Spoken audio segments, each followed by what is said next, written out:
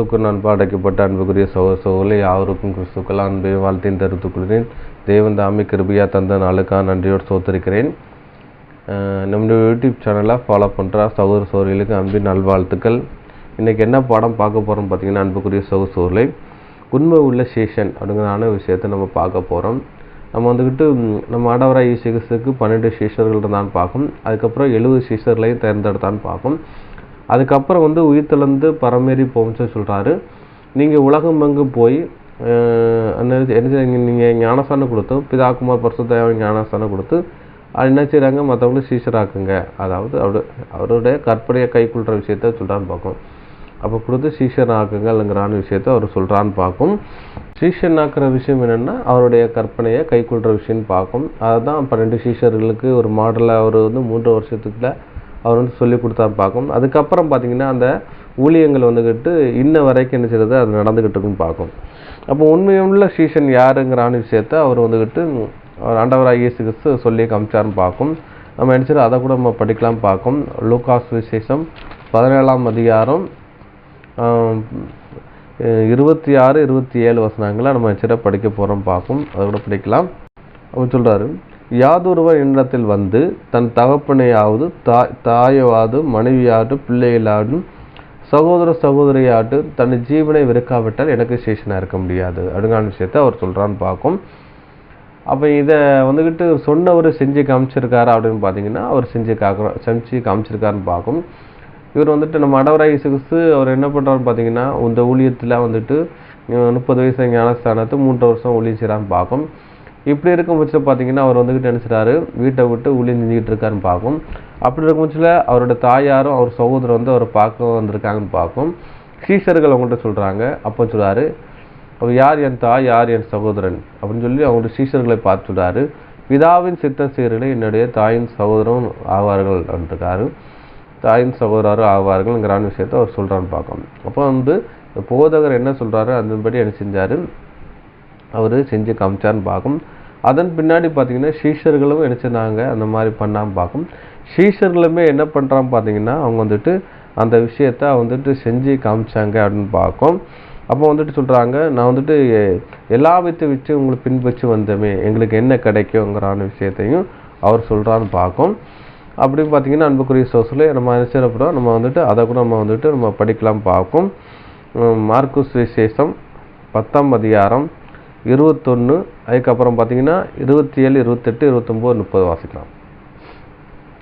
Mark அதிகாரம் 10 வசனங்கள் 21 மற்றும் 27 முதல் 30 முடிய. இயேசு அவனை பார்த்து அவனிடத்தில் அன்பு கூர்ந்து, உன்னிடத்தில் ஒரு குறை உண்டு, நீ போய் உனக்கு உண்டானவைகளையெல்லாம் விற்று தரித்திரருக்கு கொடு, அப்பொழுது பரலோகத்திலே உனக்கு பொக்கிஷம் உண்டாயிருக்கும். பின்பு சிலுவையை எடுத்துக்கொண்டு என்னை பின்பற்றி வா என்றார்.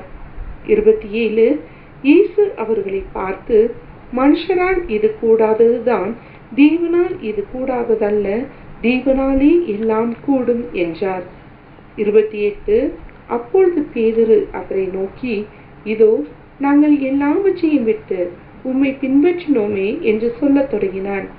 இயேசு பிரதியுத்தரமாக, என் நிமித்தமாகவும் சுவிசேஷத்தின் நிமித்தமாகவும் வீட்டையாவது சகோதரரையாவது சகோதரிகளையாவது தகப்பனையாவது தாயையாவது மனைவியையாவது பிள்ளைகளையாவது நிலைகளையாவது விட்டவன் எவனும் 30 இப்பொழுது இம்மையிலே துன்பங்களோடு கூட நூறத்தனையாக வீடுகளையும் சகோதரரையும் சகோதரிகளையும் தாய்களையும் பிள்ளைகளையும் நிலங்களையும் மறுமையிலே நித்திய ஜீவனையும் அடைவான் என்று மெய்யாகவே உங்களுக்கு சொல்லுகிறேன். அப்போதும் பார்க்கும். இந்த மார்க்குஸ் விசேஷம் 10ஆம் அதிகாரத்தில் அந்த என்ன சம்பவம் பார்த்தீங்கன்னா அன்புக்குரிய சகோதரர்களே, ஒருத்தர் கேட்காரு, ஆண்டவரே போதகரே நான் நித்திய ஜீவனை பெற்றுக்கொள்ள நான் என்ன செய்ய வேண்டும் அப்படிங்கிற விஷயத்தை கேட்குறாரு. அப்போது அந்த மனுஷனுக்கு ஒரு பிரதிஷ்டம் சொல்கிறான்னு பார்க்கும். அது சில வெர்ஷனில் போட்டிருக்கு, சில அதிகாரத்தில் போட்டுனா அது ஒரு ஜபாவ தலைவன் அப்படிங்கிறான விஷயம் சொல்லப்பட்டு பார்க்கும். தான் கேட்குறாரு, என்ன சொல்கிறாருன்னா, நான் நித்திய ஜீவனை பெற்றுக்குள்ள நான் என்ன செய்ய வேண்டும் அப்படின்னு சொல்லி கேட்க முடியல. அவர் சொல்கிறாரு, கற்பனையே கைக்கொள் அப்படிங்கிறான விஷயம் சொல்கிறான்னு பார்க்கும். அப்போ சொன்னால் சிறு வயசுலேருந்தே நான் கை கொள்கிறேனே எல்லா விஷயம் அப்படின்னு சொல்ல முடியல. அவர் சொல்கிறாரு, சரி, அப்போ உன்னிடத்துல ஒரு குறை உண்டு அப்படின்னு சொல்லிட்டு சொல்லுவார். உனக்கு உள்ளதெல்லாம் வச்சு தரித்திரம் கொடுத்துட்டு என்னை பின்பற்றி வான்னு சொல்கிறான்னு பார்க்கும். அதுக்கப்புறம் பார்த்தீங்கன்னா அந்த மனுஷன் வந்து மிகுந்த ஒரு ஐஸ்வர்யனாக இருக்க அப்படின்னால எல்லாத்தையும் விட்டு வர்ற விருப்பம்னால திரும்பி போயிட்டான்னு பார்க்கும். அப்போது அவனுக்காக சொல்லப்பட்ட ஒரு ஊமையை தான் பார்த்தீங்கன்னா ஐஸ்வர்யன்றா. அதுக்கப்புறம் ஊசியின் காதில் ஒட்டகங்கிறான ஒரு ஊமையை அவர் சொல்கிறான்னு பார்க்கும். சொல்லிட்டு தான் சொல்கிறாரு. அப்போ வந்து ஊசி காதில் ஒட்டகம்ங்கிறான விஷயத்த அவர் சொல்கிறான்னு பார்க்கும். சொல்ல முடிச்சுட்டு சொல்கிறாரு.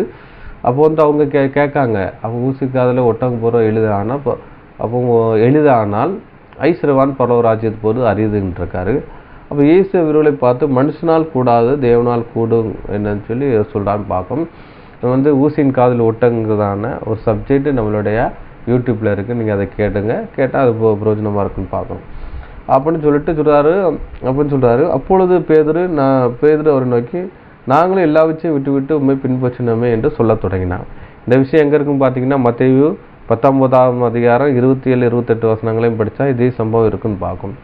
அப்போ என்ன சொல்கிறார், எல்லாம் விட்டு வந்தோமே அப்படிங்கிறாரு. அதுக்கு இயேசு பிரதியுத்தமாக, என் நிமித்தமாக சுவிசேஷம் நிமித்தமாகவும் வீட்டையாவது சகோதரனையாவது சகோதரியாவது தகப்பனையாவட்டும் தாயையாவட்டும் மனைவியாகட்டும் பிள்ளைகளாகட்டும் நிலங்களாகட்டும் விட்டவன் எவனும் இன்மையிலே துன்பங்கள் கூட 100 தனியான வீடுகளையும் சகோதரிகளையும் தாயையும் பிள்ளையையும் நிலங்களையும் மறுமையில் நித்திய ஜீவனை அடைவாய் என்று சொல்கிறாரு. இப்போ இம்மையிலே நீங்கள் எல்லாத்தையும் இழந்தீங்க, இது வந்து மறுமையில் என்னெல்லாம் பண்ணுவீங்க, 100 தனியான வீடாக நீங்கள் பெற்றுக்கொள்வீங்க. நீ வீடு இழந்தன்னா ராஜ்யத்தில் நிறைய வீடுகள் கிடைக்கும் அப்படின்னு சொல்கிறாரு. வீடுகள் கிடைக்குன்னா நிறைய குடும்பங்கள் விசுவாச குடும்பங்கள் இருக்கும். உனக்கு கீழே என்ன செய்வாங்க, அவங்க இருப்பாங்க, நீ ஒரு ராஜா போல இருப்ப. அதான் சொல்கிறாரு. சகோதரிகள் அப்போ வந்து எல்லாருமே நினச்சிடுவாங்க சகோதரிகள் எல்லாருமே ராஜ்யத்தில் பிரதர் சிஸ்டர் சிஸ்டர் வந்து சிஸ்டர்னு சொல்லுவாங்கன்னு பார்க்கும். நிலங்களையும் மறுமையிலே நித்திய ஜீவனை இருப்பாங்க. நிலங்கள்னா எல்லாமே யாருடைய கட்டுப்பாட்டில் வரும்னு பார்த்தீங்கன்னா இவங்களுடைய கட்டுப்பாட்டில் வரும்னு பார்க்கும். அதை தான் சொல்கிறாரு. உங்களை நினச்சிட்டாரு ராஜாக்களும் ஆசாரியமானவர் ஆக்கினபடி நாட்டுக்கு. அப்போ வந்து 1,40,000 பேர் யாருன்னு பார்த்தீங்கன்னா இந்த ராஜாக்களும் ஆசாரியமாக ஒரு ஆளுகை செய்கிற கூட்டமாக நினச்சா தேவன் மாத்திரான்னு பார்க்கும். அப்போ இன்மையில் என்ன செய்ய இதெல்லாம் விடணுங்கிறான் விஷயம் சொல்கிறான்னு பார்க்கும். அப்போ என்ன சொல்கிறான்னு பார்த்தீங்கன்னா நம்ம லூக்கா சுவிசேஷம் 14ஆம் அதிகாரம் 24 வசனத்தில் என்ன சொல்லப்பட்டு பார்த்தீங்கன்னா தகப்பன் தாய் பிள்ளைகள் சகோதரிகள் அதுக்கப்புறம் பார்த்தீங்கன்னா ஜீவனை வெறுக்க வேண்டும் அப்படிங்கிறான விஷயத்தை சொல்கிறான்னு பார்க்கும். அதுக்கப்புறம் வந்து என்னுடைய சிலுவை எடுத்துக்கொண்டு வா அப்படிங்கிறார். அப்போ என்ன தகப்பனின் தாய் மனைவி பிள்ளைகள் சகோதரியும் ஜீவனை வெறுக்காவிட்டால் என்னுடைய சீஷனாக இருக்க முடியாதுன்னு சொல்லிட்டு தன் சிலுவை எடுத்துக்கொண்டு வர வேண்டும். தன் சிலுவைன்னா தன்னுடைய பாடுகள் சிலுவையினாலே பாடுகள் பார்க்கும். அவன் பாடுகள் அப்படிங்கிற விஷயம் சொல்கிறான்னு பார்க்கும். இன்றைக்கி கூட இந்த கடலுக்கு தொழில் போடுறவங்கள வந்து கேட்பாங்க, இன்றைக்கி பாடு எப்படி அப்படின்பாங்க. அப்படின்னா நீ பிரயாசப்பட்டதுக்கு பலன் எப்படிங்கிறான விஷயத்தை தான் அதை அடையாளப்படுத்து அப்படின்ருக்கு. இன்றைக்கி நாங்கள்லாம் பாடுபட்டு உழைக்கும் அப்படின்னா பாடுபடுறோன்னா அது ஒரு தொழிலை சரீரத்தோடைய சரீர புரோஜனம் அப்படின்னு சொல்லுவாங்க. சரீரத்தோட நம்ம செய்கிற ஒரு வேலையை தான் காட்டுதுன்னு பார்க்கும். அதுதான் அறிந்தது பாடுங்கிறான விஷயம். பாடுங்கிறது சிலுவையை அடையாளப்படுத்துன்னு பார்க்கணும். அதனால் அனுப்பக்கூடிய சுரை இன்னைக்கு என்ன பார்க்க பாருங்கன்னா உண்மையான சீசன் எப்படி இருக்கணும்னா அவன் தாப்பனை தாய் பிள்ளைகள் சகோதரிகள் அதுக்கப்புறம் ஜீவனையும் இருக்க வேண்டும் அப்படிங்கிற விஷயம் பார்க்கும். இப்படி யாராட்டையும் வந்திருக்காங்களாங்கிறான விஷயத்தை நம்ம வந்து பார்க்கும். அதே மத்தேயு சுவிசேஷம் 27, 28, 29 அதே மாதிரி மார்க்கில் 10ஆம் அதிகாரத்தில் 21ஆம் வசனத்துலேருந்து நம்ம 30 வசனங்களை பார்த்தோம். அதில் என்ன பண்ணுறாங்கன்னா வீட்டையாவது சகோதரனையாகட்டும் சகோதரியாயிட்டு தகப்பன் தாய் மனைவி பிள்ளைகள் நிலங்கள் அப்படிங்கிற விஷயத்தை சொல்லப்படும் பார்க்கும். இது எல்லாமே என்னச்சுன்னா ஒரே விஷயத்தை அடையாளப்படுத்தும் பார்க்கும். இந்த மாதிரி யாராட்டையும் விட்டுட்டு வந்திருக்காங்களா அப்படிங்கிற விஷயத்த நம்ம பார்க்க போகிறோம்னு பார்க்கும். அப்போ வந்து புதிய ஏற்பாட்டில் இந்த விஷயத்தை விட்டதாக யார் சொல்கிறான்னு பார்த்தீங்கன்னா பேதுரு சொல்கிறான்னு பார்க்கும்.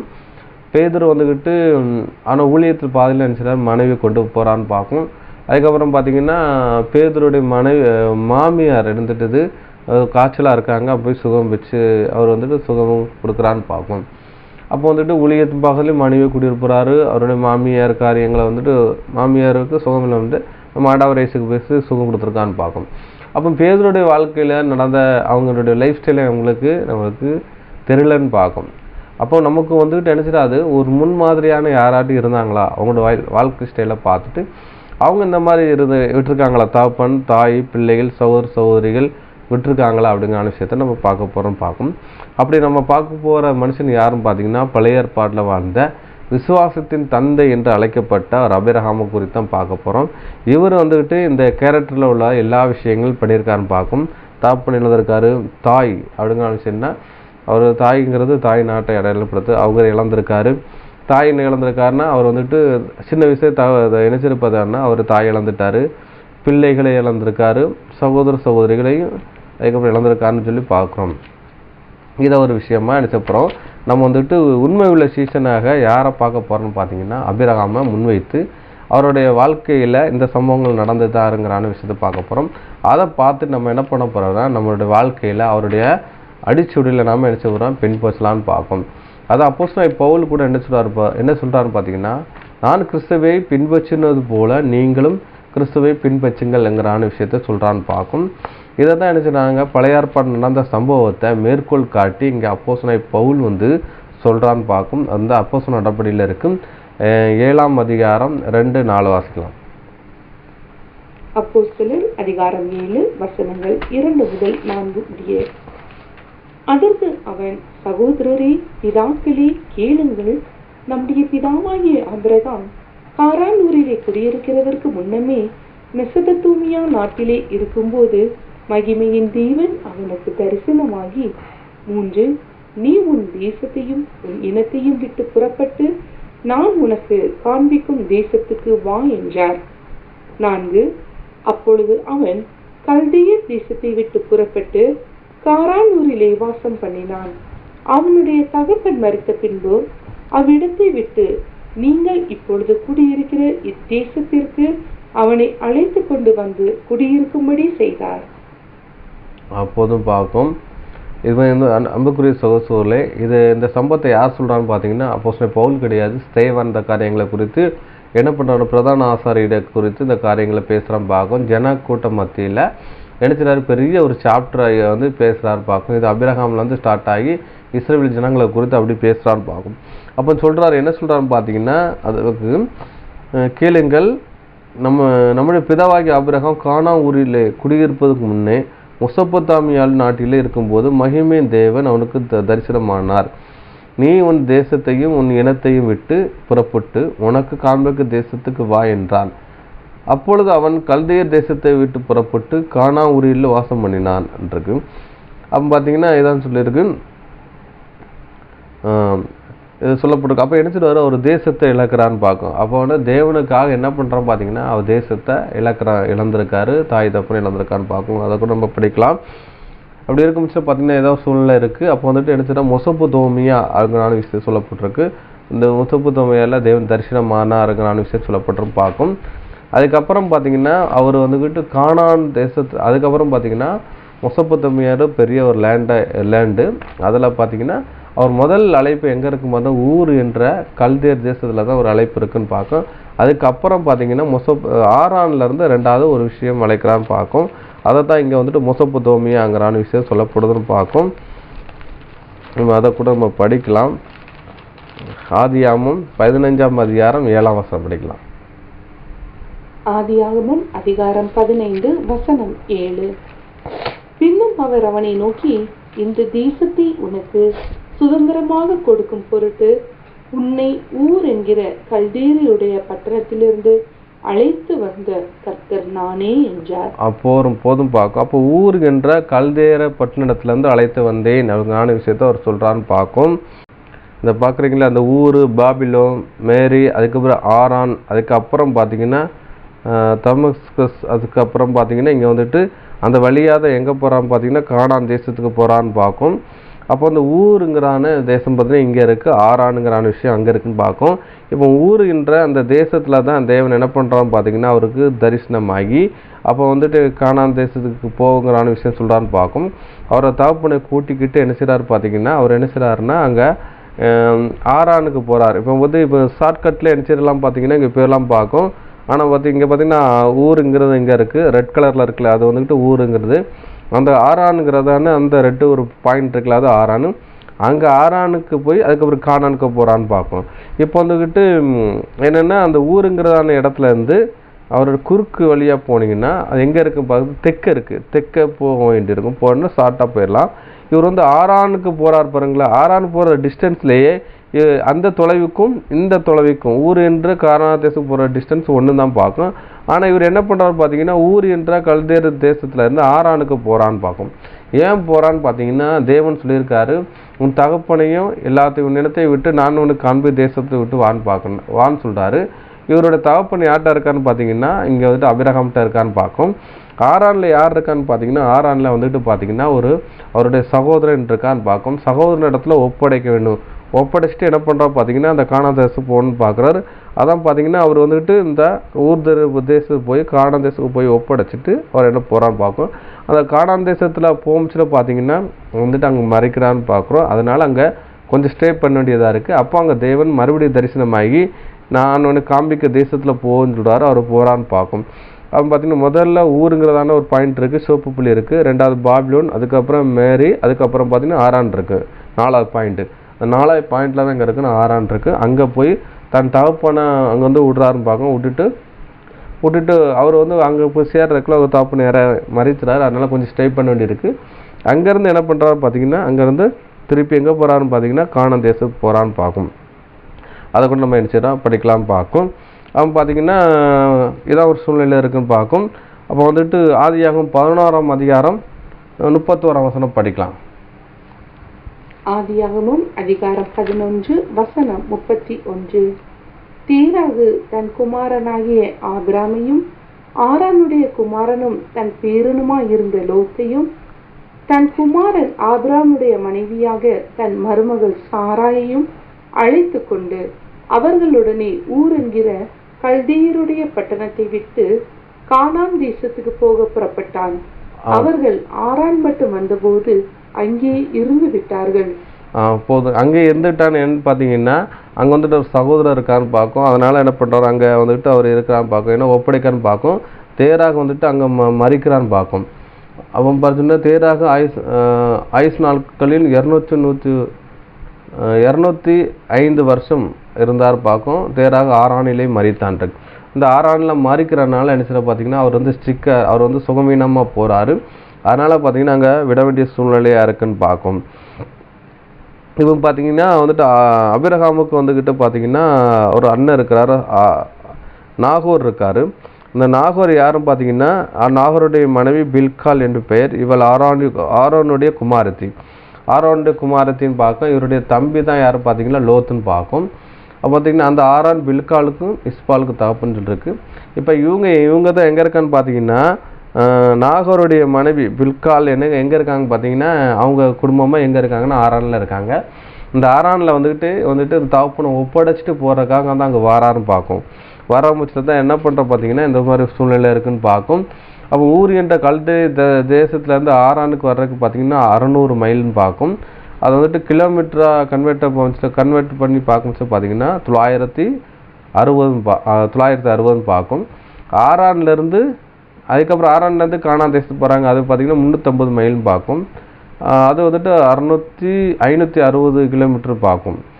ஊர்லேருந்து கல்தேரு தேசத்துக்கு போனால் டைரெக்டாக போனான்னு பார்த்தீங்கன்னா வந்துட்டு 1205 அங்கிறான விஷயத்தை சொல்லப்படுதுன்னு பார்க்கும்.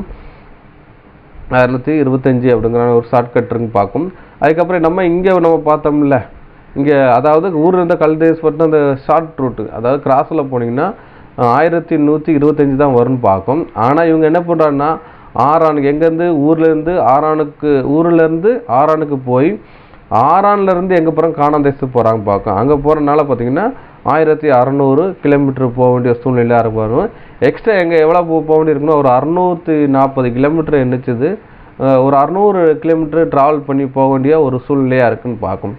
ஏன் பார்த்தீங்கன்னா இங்கே வந்துட்டு சகோதரனை நம்ம தகப்பனை வந்துட்டு சகோதரன் வீட்டில் அவருடைய சகோதரன் நாகோர் வீட்டில் வைக்கிறக்காக நினச்சிட்டு போகிறான்னு பார்க்கும். அங்கே ஒரு மறைக்க வேண்டிய சூழ்நிலை இருக்குன்னு பார்க்கும். இதான் ஒரு சூழ்நிலை. ஆனால் நம்ம சகோதரர்கள் பாடம் எடுக்க சகோதரர் என்ன பண்ணுவாங்க பார்த்தீங்கன்னா அபிரகாம் தேவன் அழைச்சாரு. அவர் அழைக்க முடிச்சுட்டு வந்து அவர் அங்கே இருக்கிறாரு. அதை விட்டு வரலை, அரணில் இருக்கார். மறுபடியும் கூப்பிட்றதுனால வாரான்னு பார்க்கும், வாரான்னு சொல்கிறான்னு பார்க்கும். அப்படிலாம் கிடையாது. விசுவாசத்தின் தந்தை என்று சொல்லப்படுற அந்த ஆபிரகாம் என்ன பண்ணுறாரு பார்த்தீங்கன்னா, ஊர் என்ற தேசத்தில் இருக்காரு. அவர் அழைக்கிறாரு. தன் தகப்பன் நினைச்சாரு அவர் கூட இருக்கிறான்னு பார்க்கும். அவர் கூட இருக்கிறாரு. அவர் என்ன பண்ணுறாரு பார்த்தீங்கன்னா, தகப்பனை வந்துட்டு விடன்னு சொல்ல, தகப்பனை விட்டுட்டு வரேன்னு சொல்கிறாருல அவங்க. ஆனால் பார்த்தீங்கன்னா அவனுக்கு கூட போகிற சகோதரர் எங்கே இருக்கா போகிற ஆரானில் இருக்கார். ஆரானில் போய் அவர் நினச்சிட்டு ஒப்படைக்கான்னு பார்க்கும். இப்போ வந்துட்டு ஊருங்கிறதும் ஆராங்கிறது எங்கே இருக்குன்னு பார்த்தா மெசொப்பொத்தேமியா சொல்லப்பட்ட இடம் தான் பார்க்கும். இது வந்து கல்தேர் பட்டணம்னு பார்க்கும். மெசொப்பொத்தேமியா அப்படிங்கிறான விஷயம் பார்த்தீங்கன்னா 2 ஆறுகள் மத்தியில் உள்ள இடம்ங்கிறான விஷயம் சொல்லப்படுதுன்னு பார்க்கும். நம்ம அதை கூட நம்ம வரைபடத்தில் பார்த்தலாம் பார்க்கும். நீங்கள் பார்க்குறீங்கள மெசொப்பொத்தேமியான்னு சொல்லப்பட்டிருக்கு. அதில் வந்துக்கிட்டு பார்த்தீங்கன்னா ப்ளூ கலரில் ஒரு 2 கோடு இருக்குது பாருங்கள். அதுதான் இந்த யூப்ரட்டிஸ் டைக்ரீஸுங்கிறதான வந்துக்கிட்டு ஆறுகள் ஓடுது. அப்போ மெசொப்பொத்தேமியானா 2 ஆறுக்குள் இடைப்பட்ட நிலம்ங்கிறான விஷயம் பார்க்கும். இந்த நிலத்தில் தான் எங்கே இருக்கான்னு பார்த்தா இந்த ஊர், இந்த பார்க்குறீங்களா ஒரு பாயிண்ட் ஊருன்னு இருக்கலாம், அங்கே தான் இருக்கார். இங்கே இருந்து தான் ஆரானுக்கு அவர் போகிறான்னு பார்க்கும். இந்த ஆரானுக்கு போகிறான்னு பார்க்கும். இந்த தான் இங்கே ஊர் ஆரான்னு பார்க்கும். இந்த 2 ரிவர் ஓடுது பாருங்கள், அது வந்துட்டு இங்கே இருக்குன்னு பார்க்கும். இந்த இதில் ரொம்ப எக்ஸாக்டாக இருக்குன்னு பார்க்கும். 2 ஆறுக்கு அங்கிட்டு இங்கிட்டு இருக்குது, நடுவில் ஒரு லேண்ட் இருக்குன்னு பார்க்கும். இங்கிட்டும் ஒரு ஆறு இருக்குது, யூப்ரட்டிஸ் டைக்ரீஸ்ன்னு இருக்கும் பார்க்கும். எதை சொல்லப்படுதுன்னு பார்க்கும். அப்போ இந்த மெசொப்பொத்தேமியாங்கிறது என்னன்னு பார்த்தீங்கன்னா இதுவும் ஊருங்கிறதான விஷயம் 2 ஒரே சைட்டு லொக்கேஷன் தான் இது அடையாளப்படுத்துதுங்கிற விஷயம் சொல்லப்படுதுன்னு பார்க்கும். அடுத்தபடி அன்புக்குரிய சகோதரர்களே இதான் ஒரு விஷயம்னு பார்க்கும். அதுக்கப்புறம் பார்த்தீங்கன்னா இவங்க வந்து பயணம் செஞ்சுருக்காங்கல்ல, இந்த பயணம் செஞ்ச விஷயத்தை பார்த்தீங்கன்னா இது எங்கே இருக்குதுன்னு பார்த்தீங்கன்னா 1600 கிலோமீட்டர் ட்ராவல் பண்ணியிருக்காரு. இது பார்த்தீங்கன்னா கிட்டத்தட்ட மும்பையிலேருந்து தூத்துக்குடிலேருந்து மும்பை போகிற தூரம்னு பார்க்கலாம். அதுக்கு தூத்துக்குடிலேருந்து மும்பை போனால் 1793 பார்க்கும். இவங்க வந்துட்டு என்ன பண்ணுறாங்கன்னா அந்த ஊர்லேருந்து ஊருங்கிறான தேசத்துலேருந்து ஆரானுக்கு போய் ஆரானிலேருந்து கரானுக்கு போகிறாங்க. அதோடைய கிலோமீட்டர் கன்வெர்ட் பண்ணால் 1640 பார்க்கும். இது வந்து கிட்டத்தட்ட வந்து தூத்துக்குடியில் மும்பை போகிற கொஞ்சம் தூரத்து வந்துட்டு இதாகுன்னு பார்க்கும். ஒரு விஷயம் பார்க்கும்.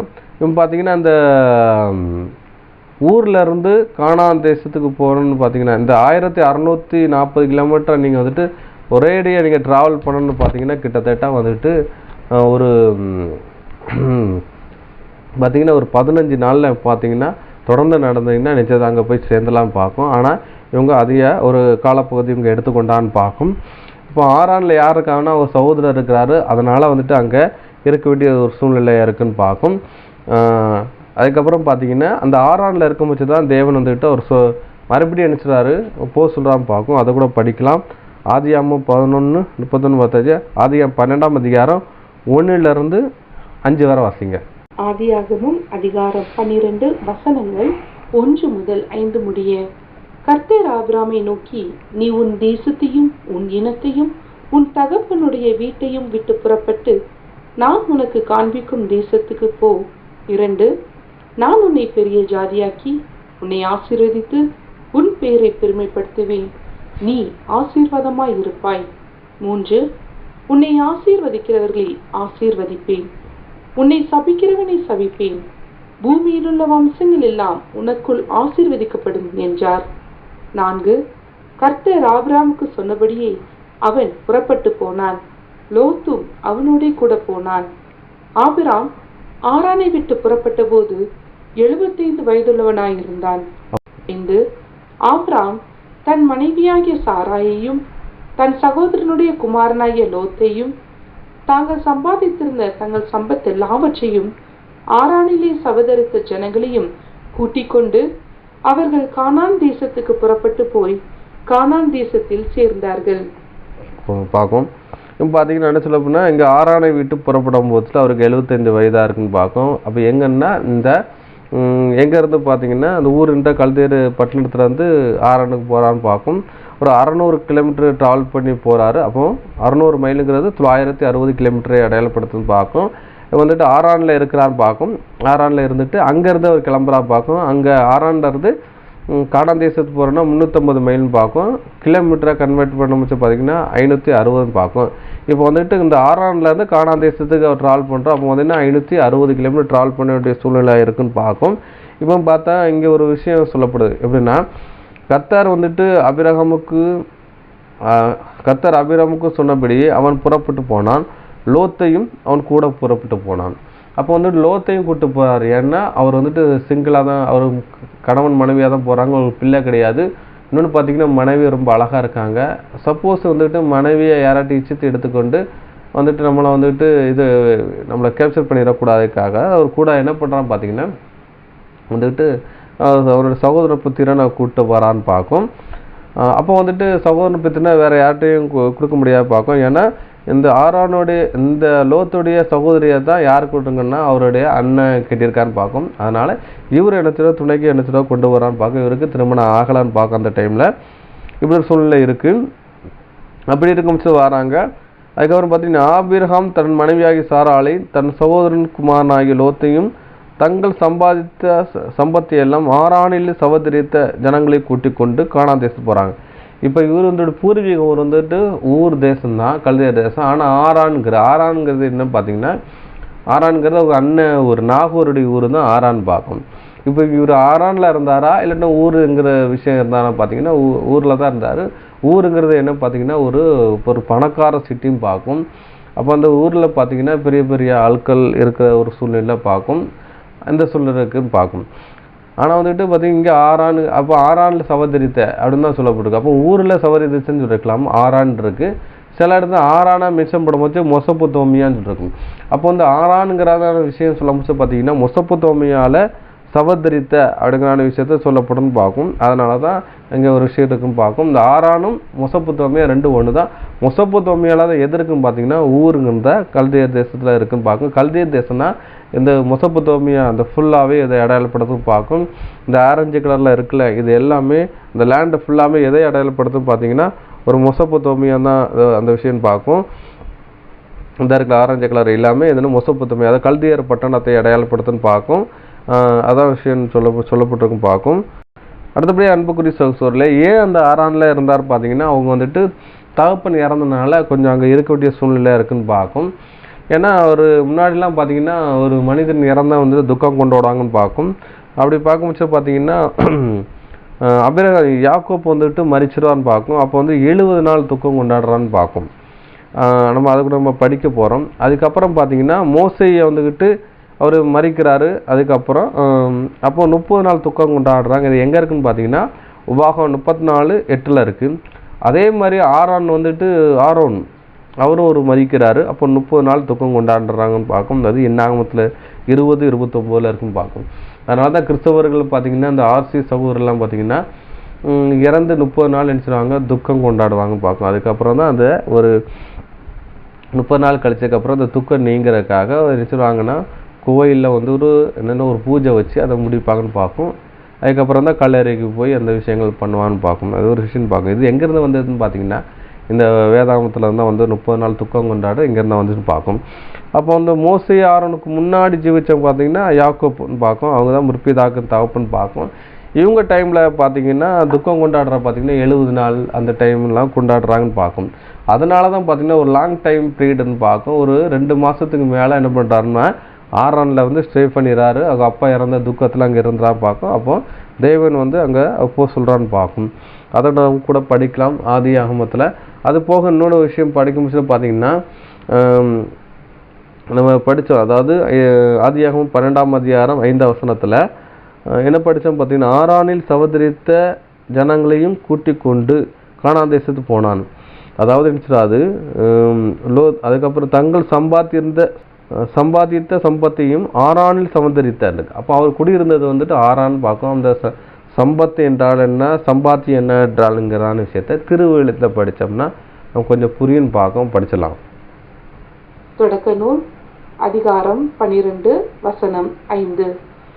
ஆபிராம் ஆரானை விட்டு போகும்போது தன் மனைவி சாராயையும் தன் சகோதரனுடைய மகனான லோத்தையும் எல்லா அடிமைகளையும் ஆரானில் அவனுக்கு சொந்தமான அனைத்தையும் எடுத்துக்கொண்டு போனான். அவர்கள் ஆரானை விட்டு கானானை நோக்கி பயணம் செய்தனர். அப்போதும் பார்க்கும் பார்த்தீங்கன்னா அப்போ தாயும் தகப்பனை இழந்துடுறான்னு பார்க்கும். இந்த தாயின்னு இவர் வந்துட்டு தகப்பன் மறிக்கிறதுக்கு முன்னாடி என்ன பண்ணுறா பார்த்தீங்கன்னா தாய் இறந்துடுறாங்கன்னு பார்க்கும். அதனால பார்த்தீங்கன்னா அவர் தாய் இறந்ததுனால இன்னொரு திருமணம் பண்ணுறாரு. யாருன்னா ஆபிரகாம் இன்னொரு திருமணம் பண்ணுறாரு.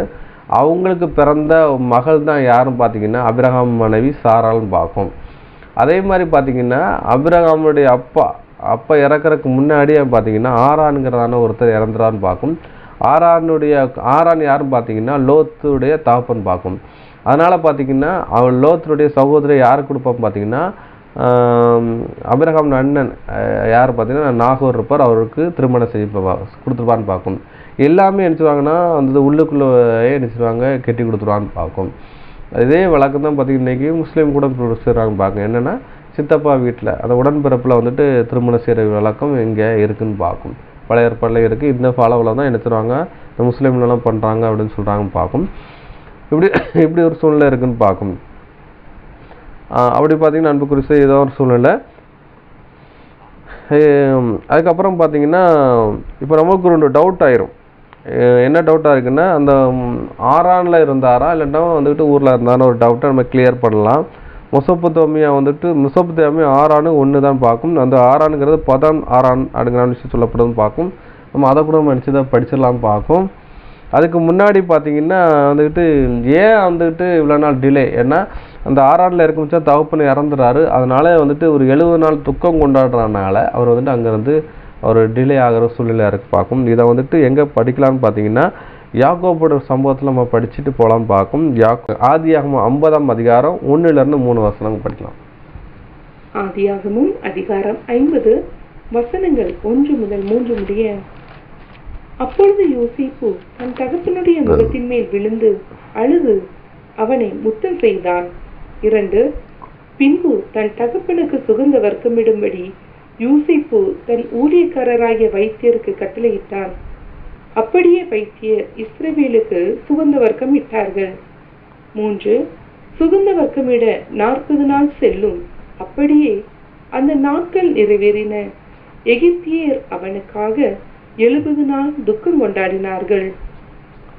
போதும் பார்க்கும். அங்கே வந்துட்டு பார்த்தீங்கன்னா இங்கே ஒரு சுகந்த விடம் 40 நாள் செல்லும் பார்க்கும். 40 நாள் பண்ணுறாங்க. அதுக்கப்புறம் 70 நாள் அங்கே வந்து துக்கம் கொண்டுறாங்கன்னு பார்க்கும். கிட்டத்தட்ட 110 நாள்ங்கிறான ஒரு விஷயம் செலவுதுன்னு பார்க்கும்.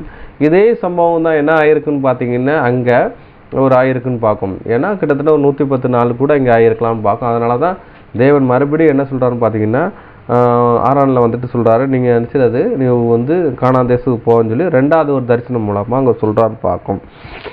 அடுத்தபடி அன்புக்குரிய சொல்லி அப்போ மெசொப்பொத்தேமியாவும் ஆரான் ஒன்றுன்னு பார்க்கும். இந்த ஆரான் வந்து 10ஆம் ஆரான்ங்கிற விஷயம் சொல்லப்படுதுன்னு பார்க்கும்.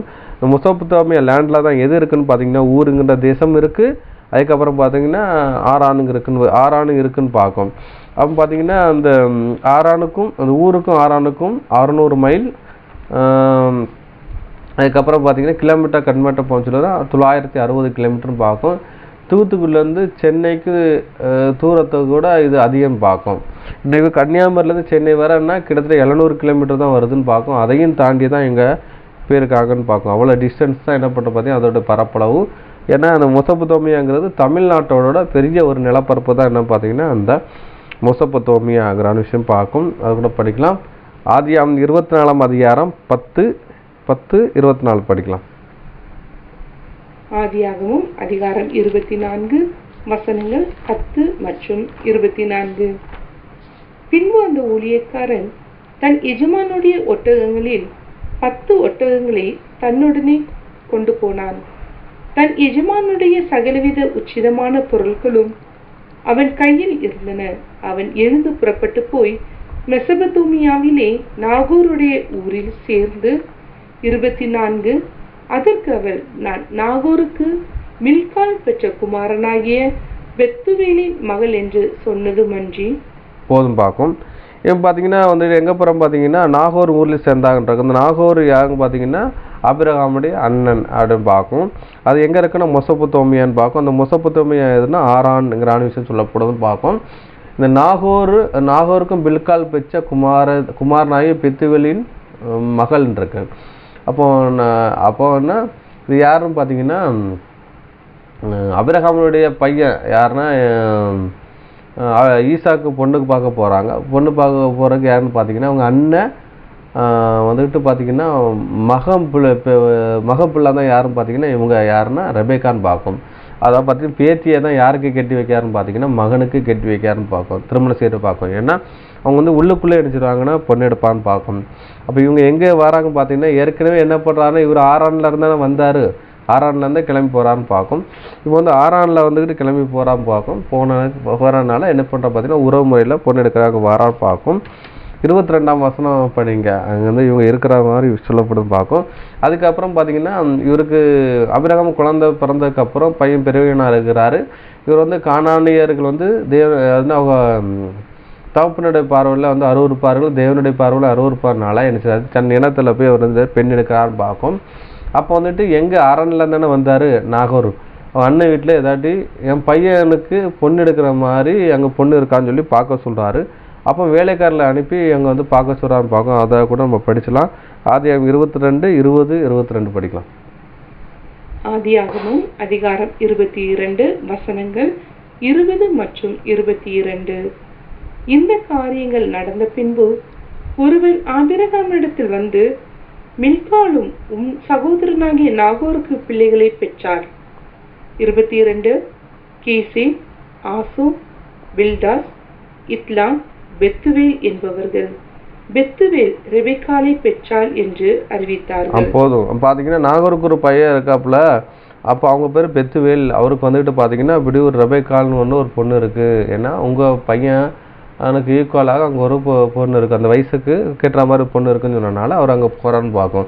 இவங்க எங்கே போகிறாங்கன்னா ஆரானில் இருக்காங்கன்னு பார்க்கும். ஆரான் தான் மெசொப்பொத்தேமியாங்கிற விஷயத்த அங்கே சொல்லப்படுதுன்னு பார்க்கும். நம்ம அதை கூட நம்ம படிச்செல்லாம் பார்க்கும். ஆரான் தான் மெசொப்பொத்தேமியா. இப்போ வந்துட்டு பார்த்தீங்கன்னா மெசொப்பொத்தேமியாவில் யார் இருக்கான்னு பார்த்தீங்கன்னா இந்த வந்துட்டு ரெபெக்காலை வந்து பார்க்கான்னு பார்க்கும். அங்கே ரெபெக்காவுக்கு ஒரு அண்ணன் இருக்கான்னு பார்க்கும், லாபான் இருக்கான்னு பார்க்கும். அதுக்கப்புறம் பார்த்தீங்கன்னா ஈசாக்குக்கு குழந்தை பிறக்கிறாங்க. அதுக்கப்புறம் யாருன்னா யாக்கோப்பு ஏசானுங்கிற விஷயம் பிறக்குன்னு பார்க்கும். யாக்கோப்பு பொண்ணு எடுக்கிறதுக்காக எங்கே வரான்னு பார்த்தீங்கன்னா அதே மெசொப்பொத்தேமியாவில் ரெபெக்காலோட அண்ணன் மகளை கட்டுறதுக்காக அனுப்பி வைக்கிறான்னு பார்க்கும். அவர் நினைச்சிட்டாரு அதே மெசொப்பொத்தேமியாவில் அந்த ஆரான்கிற இடத்துல தான் வரான்னு பார்க்கும். அங்கே வந்து மெசொப்பொத்தேமியான்னு போட்டு இங்கே வந்து ஆரான்கிற விஷயம் சொல்லப்படும் பார்க்கும். அதை கூட நம்ம படிச்சலாம். ஆதியாகமம் 28, 1, 2, 10 வாசிக்கலாம். ஆதியாகமம் அதிகாரம் 28 வசனங்கள் 1, 2 மற்றும் 10. ஈசாக்கு யாக்கோபை அழைத்து அவனை ஆசீர்வதித்து, நீ கானானியருடைய குமாரத்திகளில் பெண் கொள்ளாமல் எழுந்து புறப்பட்டு பதான் அராமில் இருக்கிற உன் தாயினுடைய தகப்பனாகிய பெத்துவேலுடைய வீட்டுக்கு போய் அவ்விடத்தில் உன் தாயின் சகோதரனாகிய லாபானின் குமாரத்திக்குள் பெண் கொள் என்று அவனுக்கு கட்டளையிட்டான். 10 யாக்கோபு பெயர்செபாவை விட்டு புறப்பட்டு ஆரானுக்கு போக பிரயாணம் பண்ணி போதும் பார்க்கும். இப்போ எங்கே போகிறான்னு பார்த்தீங்கன்னா இவர் வந்துட்டு பதாம் ஆரான் போகிறான்னு பார்க்கும். அந்த பதாம் ஆரான் எதுன்னா மெசொப்பொத்தேமியாவில் இருக்குன்னு பார்க்கும். அதுக்கப்புறம் அவர் வந்துட்டு வரான்னு பார்க்கும். பிரயாணம் பண்ணி எங்கே போகிறாருன்னு பார்த்தீங்கன்னா ஆரானில் வந்துடுறாரு. ஆதியாகமம் 29, 4 படிக்க. யாக்கோப்பும் அவர்களை பார்த்து, சகோதரர் நீங்கள் எவ்விடத்தார் என்றார். அவர்கள் நாங்கள் ஆரான் ஊரார்கள் என்று சொல்றாரு. அப்பொழுது அவன் நாகோரின் குமாரனாகிய லாபானை அறிவீர்களா என்று கேட்டான். அறிவோன் என்றார்கள். அப்போ வந்து அவர் சொல்கிறாருங்க, அவர் சுகமாக இருக்கிறாரான்னு கேட்டான். அவர் சுகமாக இருக்கிறாரு. இது வந்து அவங்க வந்துட்டு அவங்க பெண்ணு தான் வந்துட்டு என்ன அவங்க குமாரத்தி தான் என்ன பண்ணாங்க அந்த ஆடு ஓடிக்கிட்டு வராங்கிற விஷயத்த அவர் சொல்கிறான்னு பார்க்கும். அன்புக்குரிய சகோதரர்களே, அந்த அந்த மெசொப்பொத்தேமியாவில் தான் இருந்துட்டு ஆரான் இருக்குன்னு பார்க்கும். அந்த மெசொப்பொத்தேமியாவில் தான் இருந்த ஊருங்கிற விஷயம் இருக்குன்னு பார்க்கும். அப்போ நினச்சிறது அங்கேருந்து என்ன பண்ணுறாரு பார்த்தீங்கன்னா அவர் தேவன் அழைச்ச மாதிரி என்ன பண்ணுறாருன்னா இவர் வாரான்னு பார்க்கும். அவர் எடுத்துகிற வீட்டை இழந்துறாரு. அதுக்கப்புறம் அங்கே எடுத்துறாரு தகப்பனை இழந்துறாரு. தாய் அதுக்கு முன்னாடி இழந்துறா பார்க்கும். இந்த தாய் போயெல்லாம் நம்ம தாய் நாடுன்னு பார்க்கும். தாய் நாட்டை இழந்துறான்னு பார்க்கும். அப்போ தாய் நாட்டை இழக்கிறது வந்து ரொம்ப ஒரு பெரிய விஷயம்னு பார்க்கும். எப்படின்னா இன்றைக்கி என்னென்னு தான் ஒருத்தர் வந்து பூர்வீக ஒரு ஊரில் இருந்து அவங்க வந்து எந்த நாட்டில் போய் வந்து குடியிருந்தாலுமே தன்னோட நாட்டையும் தன்னுடைய கிராமத்தையும் தான் எங்கேயுமே பிரஸ்தாவப்படுத்தி சொல்லுவாங்கன்னு பார்ப்போம். எங்கள் ஊரில் அப்படி இருந்துச்சு, நாங்கள் இப்படி இருந்தோம், நாங்கள் அப்படி குடித்தோம், இப்படி குடித்தோன்னு சொல்லி அவங்களுக்குள்ள ஒரு எடுத்துறாங்க. அதை குறித்து சொல்லுவாங்கன்னு பார்க்கும். அவங்களுக்குள்ள என்ன இருக்குன்னு பார்த்தீங்கன்னா சொந்த ஊரில் அவங்களுக்கு ஒரு சொந்த வீடு இருக்கணும் அதனால ஒரு எண்ணம் கூட இருக்குன்னு பார்க்கும். அதேமாரி பார்த்தீங்கன்னா அந்த வெளிநாட்டில் கூட பறவைகள் வந்து சீசனுக்கு வேடந்தாங்கலுக்கு வரும் பார்க்கும். அது முடிஞ்சதுக்கப்புறம் நினச்சிருது பல கிலோமீட்டர் தாண்டி மறுபடியும் நினச்சது பிறந்த இடத்துக்கு பேருன்னு பார்க்கும். அதே மாதிரி ஒரு வீட்டில் பூனை வளர்த்தாங்கன்னு வைங்களேன், அந்த வளர்த்துக்கிட்டு இருந்தாங்கன்னா அந்த வீட்டுக்காரங்க வீட்டை காலி பண்ணி ஒரு இடத்துக்கு அந்த பூனையை கொண்டு போனாலும் அந்த பூனை நினச்சதுதான் இருந்த இடத்த தான் தேடி வரும் பார்க்கும். ஒரு இடத்துல செட்டில் ஆகிட்டான்னா அதை தேடி வரும் பார்க்கும். இப்படி ஒரு சூழ்நிலை இருக்குன்னு பார்க்குங்க. பிறந்த இடத்த விட்டு எதுவுமே நினச்சிடாது. அதை போகிறதுக்கு மிருகமோ மனுஷனோ போகிறதுக்கு கொஞ்சம் அவனுக்கு கொஞ்சம் மனசில் கொஞ்சம் சங்கடம் இருக்கத்தான் செய்யும் பார்க்கும். அதுதான் இது வெளிப்படுது. அவர் நினச்ச ஊரை அவருடைய நினச்சிடாது தாய்நாடையும் விட்டு நினச்சிடாரு வாராரு. பொண்ணு பார்க்க முடிச்ச கூட நினச்சிடாரு. அப்புறம் கூட கூப்பிட முடிச்சு நான் வரமாட்டேன், தேவன் அந்த நாட்டை விட்டு என்னை வர சொல்லியிருக்காரு, நான் திரும்பி போக மாட்டேங்கிறான விஷயத்த அவர் சொல்கிறான்னு பார்க்கும். அதுதான் ஒரு விஷயம். அப்போ முதல்ல என்ன விட்டுருக்காருன்னு பார்த்தீங்கன்னா தாய், அதாவது முதல்ல தகப்பனையும் தன்னுடைய தாயின் நாட்டையும் அவர் இழந்துட்டார். அவர் எடுத்தது வீட்டையும் தன்னுடைய இனத்தையும் விட்டுட்டான்னு பார்க்கணும். அதுதான் அங்கே சொல்லப்படுது. ரெண்டாவது எடுத்துட்டா பிள்ளைகளை இழந்தாருங்கிற விஷயம் படிக்க போகிறோன்னு பார்க்கணும். அதை கூட படிக்கலாம். ஆதியாகமம் 21ஆம் அதிகாரம் 9, 10, 11, 14 வசங்க. ஆதியாகமம் அதிகாரம் 21 வசனங்கள் 9 மற்றும் 10, 11, 14. பின்பு எகிப்து தேசத்தாலாகிய ஆகார் ஆபிரகாமுக்கு பெற்ற குமாரன் பரியாசம் பண்ணுகிறதை சாராள் கண்டு ஆபிரகாமை நோக்கி, இந்த அடிமை பெண்ணையும் அவள் மகனையும் புறம்பே தள்ளும். இந்த அடிமை பெண்ணின் மகன் என் குமாரனாய ஈசாக்கோடே சுதந்திரவாளியாய் இருப்பதில்லை என்றாள். 11. தன் மகனை குறித்து சொல்லப்பட்ட இந்த காரியம் ஆபிரகாமுக்கு மிகவும் துக்கமாய் இருந்தது. 14. ஆபிரகாம் அதிகாலையில் எழுந்து அப்பத்தையும் ஒரு துருத்தி தண்ணீரையும் எடுத்து ஆகோருடைய தோளின் மேல் வைத்து பிள்ளையையும் ஒப்பு கொடுத்து அவளை அனுப்பிவிட்டான். அவள் புறப்பட்டு போய் பேர்சபாவின் வனாந்திரத்திலே அலைந்து திரிந்தாள். போதும் பார்க்கும். அப்போ அந்த சொல்றாரு தன் மகனை குறித்து சொல்லப்பட்ட காரியம் ஆபிரகாம் துக்கமா இருந்ததுன்னு சொல்றாரு. அப்பொழுது தேவன் ஆபிரகாமை நோக்கி, இந்த பிள்ளையும் உன் அடிமை பெண்ணையும் குறித்து சொல்லப்பட்டது உனக்கு துக்கமா இருக்க வேண்டாம், ஈசாக்கின் இடத்தில் உன் சந்ததி விளங்கும் என்றார். அதனால் சாரால் உனக்கு சொல்லுவதை கேள் என்றாள். அப்போ அடிமை பெண்ணையும் மகனையும் உன் வித்தா இருக்கிற பிள்ளைகளை அவனை ஆசிரியப்பேன்னு சொல்லிட்டு அவன் அனுப்பிட்டான்னு பார்க்கணும். இப்போ இங்கே என்ன படம்னு பார்த்தீங்கன்னா இங்கே மகனை பிரிய வேண்டிய சூழ்நிலை இருக்குன்னு பார்க்கும். தேவன் தான் சொல்கிறார். என்ன சொல்கிறாங்கன்னா அவன் மனைவி சொல்கிற மாதிரி கேளு, நீ அனுப்பி விட்டுற வீட்டை விட்டுன்னு சொல்லி. ஆனால் இவர் வீட்டை விட்டு அனுப்புகிறான்னு பார்க்கும். இங்கே என்ன சொல்கிறது, தன்னோட பிள்ளையை அவரை இழக்க வேண்டிய சூழ்நிலை இருக்குன்னு பார்க்கும். அதுக்கப்புறம் பார்த்தீங்க மனைவி ஸ்தானத்தில் யார் இருந்தான்னு பார்த்தீங்கன்னா அந்த மனைவின்னா யார் இருக்கான்னு பார்த்தீங்கன்னா அந்த ஆகார் இருக்கான்னு பார்க்கணும். ஏன்னா மனைவி எப்படி இருக்காங்கன்னா ஒரு கணவன் மனைவி ஒரு உடலும் ஒரே சரீரமாக இருக்கான்னு பார்க்கும். அந்த மாதிரி இருந்து தான் நினைச்சுறாங்க ஒரு குழந்தை பெறதாக தான் அந்த அடிமை பெண் இருக்கான்னு பார்க்கும். மனைவி ஸ்தானத்தில் தான் இருக்கான்னு பார்க்கும். இங்கே கூட என்ன பண்ணுறா பார்த்தீங்கன்னா இங்கே இவரை இழக்க வேண்டிய சூழ்நிலை இருக்குது. இங்கே பார்த்தீங்கன்னா தகப்பன் சிரேஷ்ட புத்திரன் முதல் மகனை நினைச்சிட்டாரு, இவர் இழக்க வேண்டிய சூழ்நிலை இருக்குன்னு பார்க்கும். இது யாரை இழக்க சொல்கிறாருன்னா தேவனே சொல்கிறாரு. என்னச்சுன்னா இந்த குழந்தைய நீ அப்புறப்படுத்து அப்படிங்கிற விஷயம் சொல்கிறான்னு பார்க்கும். அப்போ முதலாவது தேவன் என்ன சொல்கிறாரு, தகப்பனையும் உன் வீட்டையும் இனத்தையும் விட்டு வர சொல்கிறாரு. அதையும் நினைச்சிட்டாரு ஆபிரகாம் செய்கிறான்னு பார்க்கும். ரெண்டாவது உன்னுடைய பிள்ளையையும் விட்டுருங்கிறாரு. அதையும் என்ன செய்கிறாரு அவர் செய்கிறான்னு பார்க்கும். அதுக்கப்புறம் பார்த்தீங்கன்னா ஈசாக்கின் இடத்துல தான் இப்போ என்னது விலங்கும் விஷயம் சொன்னார்னு பார்க்கும். அந்த ஈசாக்கையே என்ன செய்கிறாரு பலி செலுத்துறதுக்கு அவர் கொண்டு வர சொல்கிறான்னு பார்க்கும். அதை கூட படிக்கலாம். ஆதியாகமம் 22ஆம் அதிகாரம் 1, 2, 3 அதுக்கு ஒரு 9, 10, 11, 12 வாசிக்கலாம்.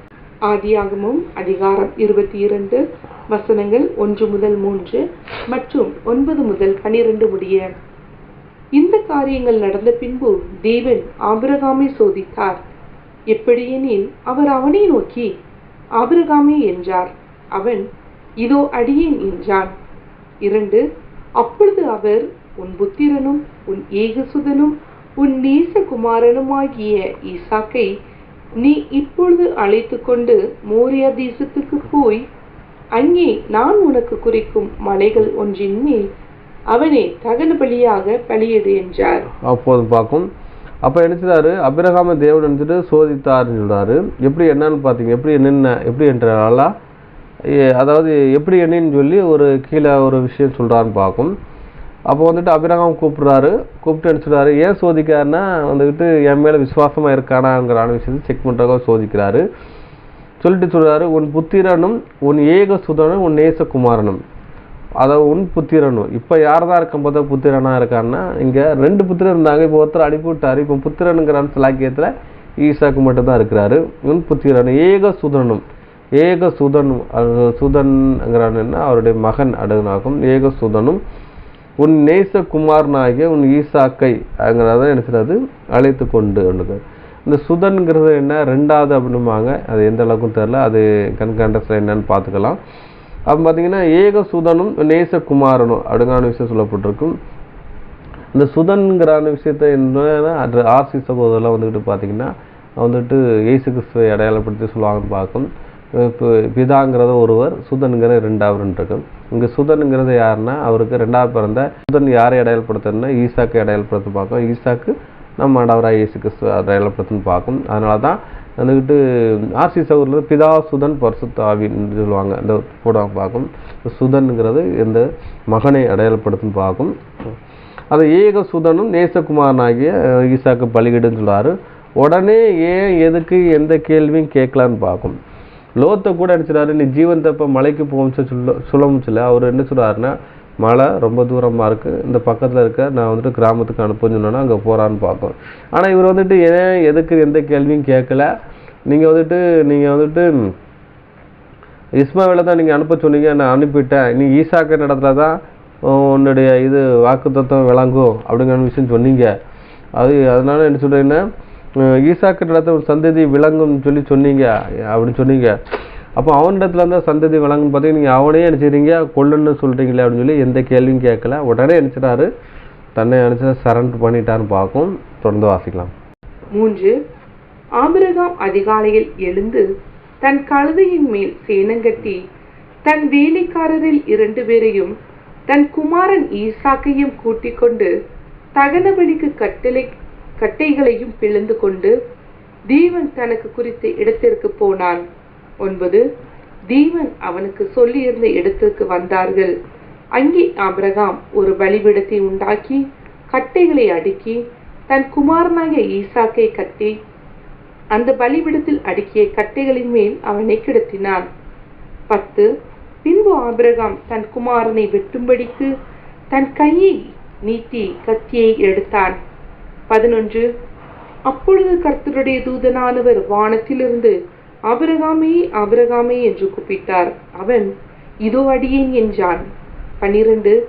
அப்பொழுது அவர் பிள்ளையாண்டான் மேல் உன் கையை போடாதே, அவனுக்கு ஒன்றும் செய்யாதே. நீ அவனை உன் புத்திரன் என்றும் உன் ஏகசுதன் என்றும் பாராமல் எனக்காக ஒப்பு கொடுத்தபடியினால் நீ தேவனுக்கு பயப்படுகிறவன் என்று இப்பொழுது அறிந்திருக்கிறேன் என்றார். போதும் பார்க்கும். அப்போ பார்த்தீங்கன்னா தேவன் வந்துட்டு தேவதூதன் வந்துட்டு கூப்பிட்றாரு அபிரகாமே சொல்ல முடியாது. இதோ அடியேன்னா அடிமை நீங்கள் சொல்கிறபடி ஆக கடவுள் சொல்லுங்க அப்படிங்கிறாரு. இப்போ வந்துட்டு பார்த்தீங்கன்னா அப்பவும் கேள்வி கேட்கல. ஆண்டவர் என்ன ஆண்டவரே நீங்கள் தான் வந்துட்டு நீங்கள் தகன பலி செலுத்த சொன்னீங்க, இப்போ வேண்டான்னு சொல்கிறீங்களே அப்படின்னு சொல்லி எந்த விதமும் கேள்வி கேட்கல. அரை மனசாவும் அப்படி செய்யலை, முழு மனசாவும் என்ன பண்ணுறான்னு பார்த்தீங்கன்னா அவரை வந்துட்டு என்ன செய்றாரு வந்துட்டு ஒரு கொலை செய்யும், அதாவது பலி செலுத்துறவுக்கு அவர் வந்து தன்னையும் எடுத்து ஒப்பு கொடுத்தான்னு பார்க்கும். அப்போ பார்த்தீங்கன்னா உன் சந்ததி வந்துக்கிட்டு என்ன செய்றாரு ஈசாக்கு இடத்துல வரும், உன் ஜன சந்ததி ஈசாக்கு இடத்துல வரும்னு சொல்லியிருக்காரு. இப்போ கொன்று போட்டால் எப்படி வரும் அப்படின்னு பார்த்தீங்கன்னா அவர் கொன்று போட்டாலும் என்ன செய்யறான்னு பார்த்தீங்கன்னா அதுலேருந்து உயிர்ப்பித்து கூட என் சந்ததியை கொண்டு வருவாருங்கிற நிச்சயம் வருக்குள்ள இருந்தது. யோபு சொல்கிறார்ல அவர் மேலே கொன்று போட்டாலும் நம்பிக்கையாக இருப்பேன்ங்கிறான விஷயம் சொன்னார்ல, அதே மாதிரி தான் இவர் என்ன செய்றாரு பார்த்தீங்கன்னா அவர் மூச்சிலமாக என்ன செய்ய சரண்டர் பண்ணுறான்னு பார்க்கும். அதுதான் அப்போஸ்தலனாகிய பவுல் எபிரேயருக்கு எழுதின நிருபத்தில் அந்த விஷயங்கள் சொல்லி காட்டான்னு பார்த்தீங்கன்னா ஆபிரகாம் விசுவாசத்தை மேற்கொள்ளி காட்டி என்ன செய்றாரு அவருடைய பலியை குறித்து அங்கே சொல்கிறான்னு பார்க்கும். அது கூட வாசிக்கல. எபிரேயர் 11ஆம் அதிகாரம் 17 to 19 வசனம் வாசிக்கலாம். எபிரேயர் அதிகாரம் 11 வசனங்கள் 17 முதல் 19 முடிய. மேலும் விசுவாசத்தினாலே ஆபிரகாம் தான் சோதிக்கப்பட்ட போது ஈசாக்கை பலியாக ஒப்பு கொடுத்தான். 18 ஈசாக்கினிடத்தில் உன் சந்ததி விளங்கும் என்று அவனோடு சொல்லப்பட்டிருந்ததே. இப்படிப்பட்ட வாக்குத்தத்தங்களை பெற்றவன் மரித்தோரிலிருந்து எழும்ப தேவன் வல்லவராயிருக்கிறார் என்றெண்ணி தன் ஒரே பேரானவனையே பலியாக ஒப்பு கொடுத்தான். மரித்தோரிலிருந்து அவனை பாவனையாக திரும்பவும் பெற்றுக்கொண்டான். போதும் பார்க்கும். இப்போ நான் வந்துட்டு கொன்னாலும் அவனை நினைச்சது அது உயிர்ப்பிக்கிற வல்லமை அவர்கிட்ட இருக்கு அப்படிங்கிற விஷயத்த சொல்றான்னு பார்க்கும். அதனால தான் நினைச்சது முழு நிச்சயத்தோடு என்ன நினைச்சிட்டா இந்த காரியத்தில் இறங்கினான்னு பார்க்கும். அதனால தான் நினைச்சது அதாவது தன்னை நினைச்சிட்டாரு தனக்கு ஒரே பேரானவரை பலியாக ஒப்பு கொடுத்தான்னு சொல்லப்பட்டிருக்கு. மரித்தோரிலிருந்து திறந்து பாவனையாக திரும்ப பெற்றுக்கொண்டான். அப்போன்னா மரணத்தின் வாசல் வழியே போயிட்டு என்ன தான் வந்திருக்காருன்னு பார்த்தீங்கன்னா ஈசாக்கு வந்திருக்காருன்னு பார்க்கும். அதை தான் அவர் சொல்றாரு, 2 மனசா இல்லை முழு நிச்சயத்தோட தேவன் சொன்னது அப்படியே செஞ்சிருக்கான்னு பார்க்கும்.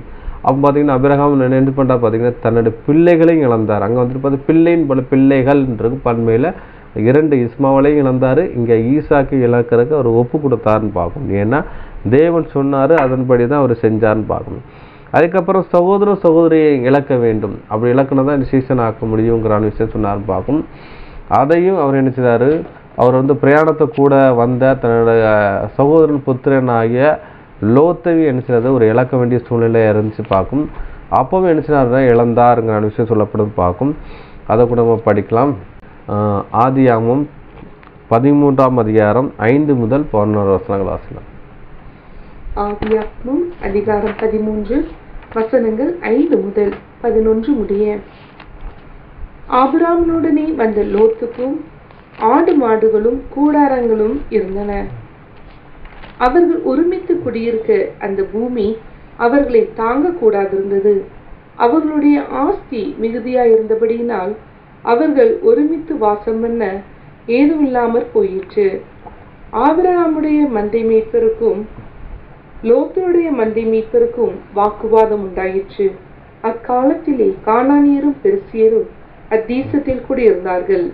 ஆபிரகாம் லோத்தை நோக்கி, எனக்கும் உனக்கும் என் மேய்ப்பருக்கும் உன் மேய்ப்பருக்கும் வாக்குவாதம் வேண்டாம், நாம் சகோதரர். இந்த தேசமெல்லாம் உனக்கு முன்பாக இருக்கிறதல்லவா? நீ என்னை விட்டு பிரிந்து போகலாம். நீ இடதுபுறம் போனால் நான் வலதுபுறம் போகிறேன், நீ வலதுபுறம் போனால் நான் இடதுபுறம் போகிறேன் என்றான். 10. அப்பொழுது லோத்து தன் கண்களை ஏறெடுத்து பார்த்து யோர்தான் நதிக்கு அருகான சமபூமி முழுவதும் நீர்வளம் பொருந்தினதாய் இருக்க கண்டான். கர்த்தர் சோதோமையும் கொமோராவையும் அழிக்கும் முன்னே சோவாருக்கு போகும் வழி மட்டும் அது கர்த்தருடைய தோட்டத்தைப் போலவும் எகிப்து தேசத்தைப் போலவும் இருந்தது. 11. அப்பொழுது லோத்து யோர்தானுக்கு அருகான சமபூமி முழுவதையும் தெரிந்து கொண்டு கிழக்கே பிரயாணப்பட்டு போனான். இப்படி அவர்கள் ஒருவரை ஒருவர் விட்டு பிரிந்தார்கள். அப்போதும் பார்க்கும். இப்போ என்ன செய்றாரு, சகோதரன் புத்திரன் பார்க்கும். அவர் சகோதரன்ங்கிறான விஷயம் சொல்றான்னு பார்க்கும். அங்கே கூட என்ன செய்யாது, இவங்களோட வயசு ஈக்குவல் வயசு இருக்கிறதுக்கு வாய்ப்பு இருக்குன்னு பார்க்கும். அதனால அப்படி பண்ணுறான்னு பார்க்கும். 2 பேர் நினைச்சிட்டாங்க பிரிந்து போகிறாங்க ஒரு சூழ்நிலையை பார்க்கும். இப்போ அவருக்கு சொந்தங்கிறான விஷயம் யார் இருந்தான்னு பார்த்தீங்கன்னா இங்கே லோத்து இருந்தாருன்னு பார்க்கும். இந்த லோத்தும் அவருடைய பிரிய வேண்டிய சூழ்நிலையாக இருக்குன்னு பார்க்கும். அதை தேவன் ஒரு உண்டு பண்ணி கொடுத்தாரு. இவர் என்ன தேவன் மேலே இருக்கிற விசுவாசத்தினால நினைச்சிட்டாரு சகோதரனையும் என்ன பண்ணுறாருன்னு பார்த்தீங்கன்னா ஒரு விட வேண்டிய சூழ்நிலையாக இருக்குன்னு பார்க்கும். அவர் விட்டுட்டு என்ன செய்றாரு பார்த்தீங்கன்னா கானான் தேசத்தை என்ட்ரு ஆகலை.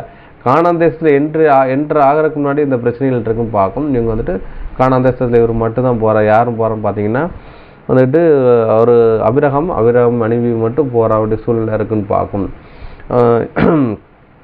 ஏன்னா அந்த தேசத்தில் தான் அவர் கொடுப்பேன் இருக்காரு. இப்போ லோத்து அங்கே போயிருந்தான்னு வைங்களேன், லோத்துக்கு கல்யாணம் முடிஞ்சு அவருடைய சந்ததி அங்கே பெரியருக்குன்னு பார்க்கும். ஆனால் தேவன் யாரை தான் கொண்டு போகணும் அவர் நிச்சயம் பத்திரம் பார்த்தீங்கன்னா அபிரகாமினுடைய சந்ததிக்கு தான் அந்த கானான் தேசத்தை கொடுப்பேன்னு இருக்காரு. அதனால் என்ன பண்ணுறா பார்த்தீங்கன்னா இங்கே வெளியே வச்சு என்ன பண்ணுறா பார்த்தீங்கன்னா அவரை தட்டி விட்டுட்டு அவரை என்ன பண்ணுறா பார்த்தீங்கன்னா அபிரகாமையும் அந்த சாராலையும் தான் நினைச்சிடாரு கானான் தேசத்தை கொண்டு போகிறான்னு பார்க்கும். இங்கே சகோதரனே இழக்க வேண்டியதாக இருக்குன்னு பார்க்கும். இப்போ கணவன் மனைவி 2 உறவு தான் இருக்குன்னு பார்க்கும். இப்போ பார்த்தீங்கன்னா சூழ்நிலை இருக்குன்னு பார்க்கும். அதுக்கப்புறம் பார்த்தீங்கன்னா இந்த மனைவியை நினைச்சிடாது ஒரு இழக்க வேண்டிய சூழ்நிலையாக இருக்குன்னு பார்க்கும். அப்போ மனைவிங்கிறதான ஒரு சாணத்தை யார் இருக்கான்னு பார்த்தீங்கன்னா இங்கே ஆகார நினைச்சிடாங்க. அவங்க முதல்ல இழக்க வேண்டிய சூழ்நிலை இருக்குது. 2வது சாராலை இழக்க வேண்டிய ஒரு சூழ்நிலையாக இருக்குன்னு பார்க்கும். எது நிமித்தம்னு பார்த்தீங்கன்னா அங்கே அவர் தேவன் சொன்ன இந்த கானான் தேசத்துக்கு போகிற வழியில் பார்த்தீங்கன்னா அவங்க அழகாக இருக்கிறாங்க. அவங்க அழகை இச்சித்து என்ன பண்ணுறா பார்த்தீங்கன்னா அங்கே புறஜாதி ராஜாக்கள் ஈர்க்கப்படுறாங்கன்னு பார்க்கும். அப்போ என்ன சொல்கிறான்னு பார்த்தீங்கன்னா அபிரகாம் சொல்கிறாரு, உன்னோட அழகில் மயங்கி யாராட்டி என்னை கொண்டு போடாத இருக்கும்படியாக நீ என்ன சகோதரி என்று சொல்லுங்கிறாரு. ஏன் சொல்கிறான்னு பார்த்தீங்கன்னா பிள்ளை இல்லை. அதனால் பார்த்தீங்கன்னா இந்த சகோதரி என்று சொன்னால் உன் நிமித்தம் என்னுடைய ஜீவன் பாதுகாக்கப்படணுங்கிற விஷயம் சொல்கிறான்னு பார்க்கும். அது நிமித்தம் என்ன பண்ணுறான்னு பார்த்தீங்கன்னா ஒரு இடத்துல என்ன பண்ணுறான்னு பார்த்தீங்கன்னா வந்துட்டு அவருடைய சகோதரி என்னங்கிறான விஷயம் சொல்கிறான்னு பார்க்கும். அது நிமித்தம் என்ன பண்ணுறான்னு பார்த்தீங்கன்னா இவங்க நினைச்சிடறாங்க ராஜாக்களை வந்து இவங்க அழகு நிமித்தம் அவங்க நினைச்சிடறாங்க அரண்மனைக்கு கொண்டு போகிறாங்கன்னு பார்க்கும். இதனால் பார்த்தீங்கன்னா இவர் வந்து மனைவி இழக்க வேண்டிய ஒரு சூழ்நிலையாக இருக்குன்னு பார்க்கும். அதை கூட படிக்கலாம். ஆதியாகமம் 12ஆம் அதிகாரம் 11 முதல் 20 வசனங்கள் வாசிக்கலாம். ஆதியாகமம் அதிகாரம் 12 வசனங்கள் 11 முதல் 20 முடிய. அவன் எகிப்துக்கு சமீபமாய் வந்தபோது தன் மனைவி சாராயை பார்த்து, நீ பார்வைக்கு அழகுள்ள ஸ்திரீ என்று அறிவேன். எகிப்தியர் உன்னை காணும்போது இவள் அவனுடைய மனைவி என்று சொல்லி என்னை கொன்று போட்டு உன்னை உயிரோடு வைப்பார்கள். ஆகையால் உன் நிமித்தம் எனக்கு நன்மை உண்டாகும்படிக்கும் உன்னாலே என் உயிர் பிழைக்கும்படிக்கும் நீ உன்னை என் சகோதரி என்று சொல் என்றான். ஆபிராம் இப்போ ஏன் அப்படி இந்த ஒரு விஷயம் சொல்கிறான்னு பார்த்தீங்கன்னா, இப்போ காடான் தேசத்துக்கு இவங்க வராங்க, வந்ததுன்னு பார்த்தீங்கன்னா இங்கே பஞ்சம் இருக்குன்னு பார்க்கும். அவன் தேவனிடத்துல ஏன் எதுக்குன்னு கேள்வி கேட்கல ஆபிரகாம். ஏன்னா அவர் இருந்ததே 2 ஆடுகள் மத்தியில் ஒரு லேண்டுன்னு பார்க்கும். எப்போவுமே பச்சை பசையும் செழிப்பான ஒரு தேசம். நீங்கள் இந்த மாதிரி செழிப்பான தேசத்தில் விட்டு இப்படி ஒரு வறட்சியான தேசத்துக்கு கூட்டு வந்தீங்களேன்னு சொல்லி தேவனிட்ட எந்த கேள்வி கேட்கலான்னு பார்க்கும். அதுக்கப்புறம் என்ன சொல்கிறார், நீ அழகுள்ள ஸ்திரீயாக இருக்க, உன் நிமித்தம் என்ன வந்துட்டு கொண்டு போட்டு உன்னை எடுத்துக்கொள்ளக்கூடாது, அதனால சகோதரி நீ என்னை சகோதரன் என்று சொல்லு, அவனை சகோதரி என்று சொல்லுவேன் அப்படின்னு சொல்லி விஷயம் சொல்கிறான்னு பார்க்கும். இது வந்துட்டு கரெக்டு தானா, இது சொல்கிற கரெக்டு தானா அப்படின்னு பார்த்தீங்கன்னா உயிர் பயந்து அப்படின்னு பார்க்கும். அதுதான் அவர் சொல்கிறாரு, ஜீவனை இழக்காவிட்டால் இன்னும் சீசனாக இருக்க முடியாதுன்னு இருக்கேன். இங்கே வந்துட்டு இங்கே ஒரு உயிருக்கு உத்தரவாதம் இல்லாத ஒரு சூழ்நிலை அந்த தேசத்தில் போகிற பார்க்கும். ஏன்னா இவர் வந்துட்டு பரதேசி தான், இவர் அடித்தாலும் யாரும் கேள்வி கேட்க முடியாத சூழ்நிலை இருக்குன்னு பார்க்கும். இந்த சம்பவம் வந்துட்டு அவர் சொல்கிறது விஷயங்கள் கரெக்டாக இருக்கும் பார்த்தீங்கன்னா இருக்கிறதுக்கு வாய்ப்பு இருக்குன்னு பார்ப்போம். இன்னும் பார்த்தீங்கன்னா தாவீது ராஜா இருக்கிறாரு, வந்துட்டு பார்த்தீங்கன்னா உசியாவுடைய மனைவி பார்த்தீங்கன்னா அவருடைய மனைவி என்ன பண்ணுறான்னு பார்த்தீங்கன்னா பர்ஷேபால் என்ன பண்ணுறான் பார்த்தீங்கன்னா எடுத்துக்கொள்கிறான்னு பார்க்கும். அடுத்த மனைவின்னு தெரிஞ்சு அழகாக இருக்கான்னு எடுத்துக்கொண்டு அவருடைய சைனித்து அவருடைய குழந்தையும் பெறுது. அந்த குழந்தைக்கு அந்த உரியா என்ன பண்ணுறான் பார்த்தீங்கன்னா உரியாவை என்ன பண்ணுறான் பார்த்தீங்கன்னா தகப்பனாக மாற்றுறதுக்காக அவளை இன சேர்றதுக்காக எவ்வளோ ஒரு விஷயம் பண்ணுறாரு. ஆனாலும் ஜனங்கள் வந்துட்டு யுத்த வீரர்கள்லாம் போர் சேவத்தில் இருக்க முடிச்சு நான் மனைவியோட சந்தோஷமாக இருக்கலாகாதுங்கிறான விஷயத்த சொல்லி போர்க்களத்தில் போயிடுறாரு. ரெண்டாவது அங்கே படிச்சுறான்னு பார்க்கும். இவரை மயங்கிய அளவுக்கு மதுவெல்லாம் கொடுத்து வீட்டுக்கு அனுப்பிவிடுறாரு. அவர் போகலான்னு பார்க்கும். முடிவாக என்ன நடக்குன்னு பார்த்தீங்கன்னா அந்த வந்துட்டு அவர் கர்ப்பம் தெரித்தார் விஷயம் சொல்கிறதுனால அவர் கேட்காரு. அவங்க வந்துட்டு இந்த விஷயம் எல்லாம் மீறி போயிட்டு அப்படின்னு சொல்லி தெரிஞ்சு என்ன பண்ணுறான்னு பார்த்தீங்கன்னா போர்க்களத்தில் அவரை கொண்டுட்டு அதுக்கப்புறம் வந்துட்டு பார்த்தீங்கன்னா உரியாவின் மனைவியாக பர்ஷேபால் அவர் எடுத்துக்கொண்டான்னு பார்க்கணும். இது எது நிமித்தம் வந்துட்டு பார்த்தீங்கன்னா பர்ஷேபால் அழகாக இருக்கிறனால தான் இதனால் பார்த்தீங்கன்னா உரியா வந்துட்டு சாகடிக்கப்படுறான்னு பார்க்கும். குச்சமில்லாத ரத்தத்தை அங்கே சிந்த வேண்டியதாக இருக்குன்னு பார்க்கும். அதனால தான் என்ன பண்ணுறோம் பார்த்தீங்கன்னா இங்கே வந்துக்கிட்டு உரியா வந்துக்கிட்டு அதாவது என்ன பண்ணுறாங்க இங்கே பின்னாடி இந்த சமூகம் நடந்து அதை ரியலாகவே அப்படி தான் ராஜாக்கள் வந்துட்டு எதுனாலும் செய்வாங்க. அளவையான மனைவி இருந்தால் அவனை கணவனர் போட்டு தள்ளிட்டு என்ன பண்ணுவாங்கன்னா எடுத்துக்கொள்வாங்க. அதனால் என்ன சொல்ல பயந்துக்கிட்டு என்ன சொல்கிறாரு பார்த்தா இப்படி ஒரு விஷயம் சொல்கிறான்னு பார்ப்போம். தொடர்ந்து வாசிக்கலாம். வந்தபோது எகிப்தியர் அந்த ஸ்திரீயை மிகுந்த அழகுள்ளவள் என்று கண்டார்கள். பார்வோனுடைய பிரபுக்களும் அவளை கண்டு பார்வோனுக்கு முன்பாக அவளை புகழ்ந்தார்கள். அப்பொழுது அந்த ஸ்திரீ பார்வோனுடைய அரண்மனைக்கு கொண்டு போகப்பட்டாள். அவள் நிமித்தம் அவன் ஆபிராமுக்கு தயை பாராட்டினான். அவனுக்கு ஆடு மாடுகளும் கழுதைகளும் வேலைக்காரரும் வேலைக்காரிகளும் கூலிகை கழுதைகளும் ஒட்டகங்களும் கிடைத்தது. ஆபிராமுடைய மனைவியாகிய சாராயின் நிமித்தம் கர்த்தர் பார்வோனையும் அவன் வீட்டாரையும் மகா மாதைகளால் வாதித்தார். 18 அப்பொழுது பார்வோன் ஆபிராமை அழைத்து, நீ எனக்கு ஏன் இப்படி செய்தாய்? இவள் உன் மனைவி என்று நீ எனக்கு அறிவியாமற் போனதென்ன? இவளை உன் சகோதரி என்று நீ சொல்ல வேண்டுவதென்ன? இவளை நான் என் மனைவியாக கொண்டிருப்பேனே, இதோ உன் மனைவி, இவளை அழைத்து கொண்டு போய் என்று சொன்னான். 20 பார்வோன் அவனை குறித்து தன் மனுஷருக்கு கட்டளை கொடுத்தான். அவர்கள் அவனையும் அவன் மனைவியையும் அவனுக்கு உண்டான எல்லாவற்றையும் அனுப்பிவிட்டார்கள். போதும் பார்க்கும். அப்போ பார்த்து ஏன் அப்படி சொன்னேன்னா, என்னை யாராட்டையும் இந்த மாதிரி கொண்டுருவாங்கன்னு பயந்து தான் அந்த மாதிரி பண்ணினேன் அப்படின்னு சொன்னோடனே அவர் ஒரு கட்டளை பிறக்காரு. இந்த தேசத்தில் யாரும் இந்த மாதிரி இவங்களை வந்துட்டு டச் பண்ணக்கூடாது அப்படிங்கிற விஷயம் சொல்லிட்டு தான் அவங்க வேலைக்காரையும் அப்படி கொடுக்கான்னு பார்க்கும். இன்னொன்று பார்த்தீங்கன்னா, அவர் வந்துக்கிட்டு இவர் சகோதரன் தெரிஞ்சனால அவருக்கு வந்துட்டு பரிசாக சில கிஃப்ட் கொடுக்கான்னு பார்க்கும். இது வந்துட்டு பழைய காலத்தில் வந்து முறமன்னு பார்க்கும். அந்த ரெபெக்காளுடைய பொண்ணு பார்க்க வரவங்க பார்த்தீங்கன்னா, அந்த எலியேசர் வந்துட்டு என்ன பண்ணுவார் பார்த்தீங்கன்னா,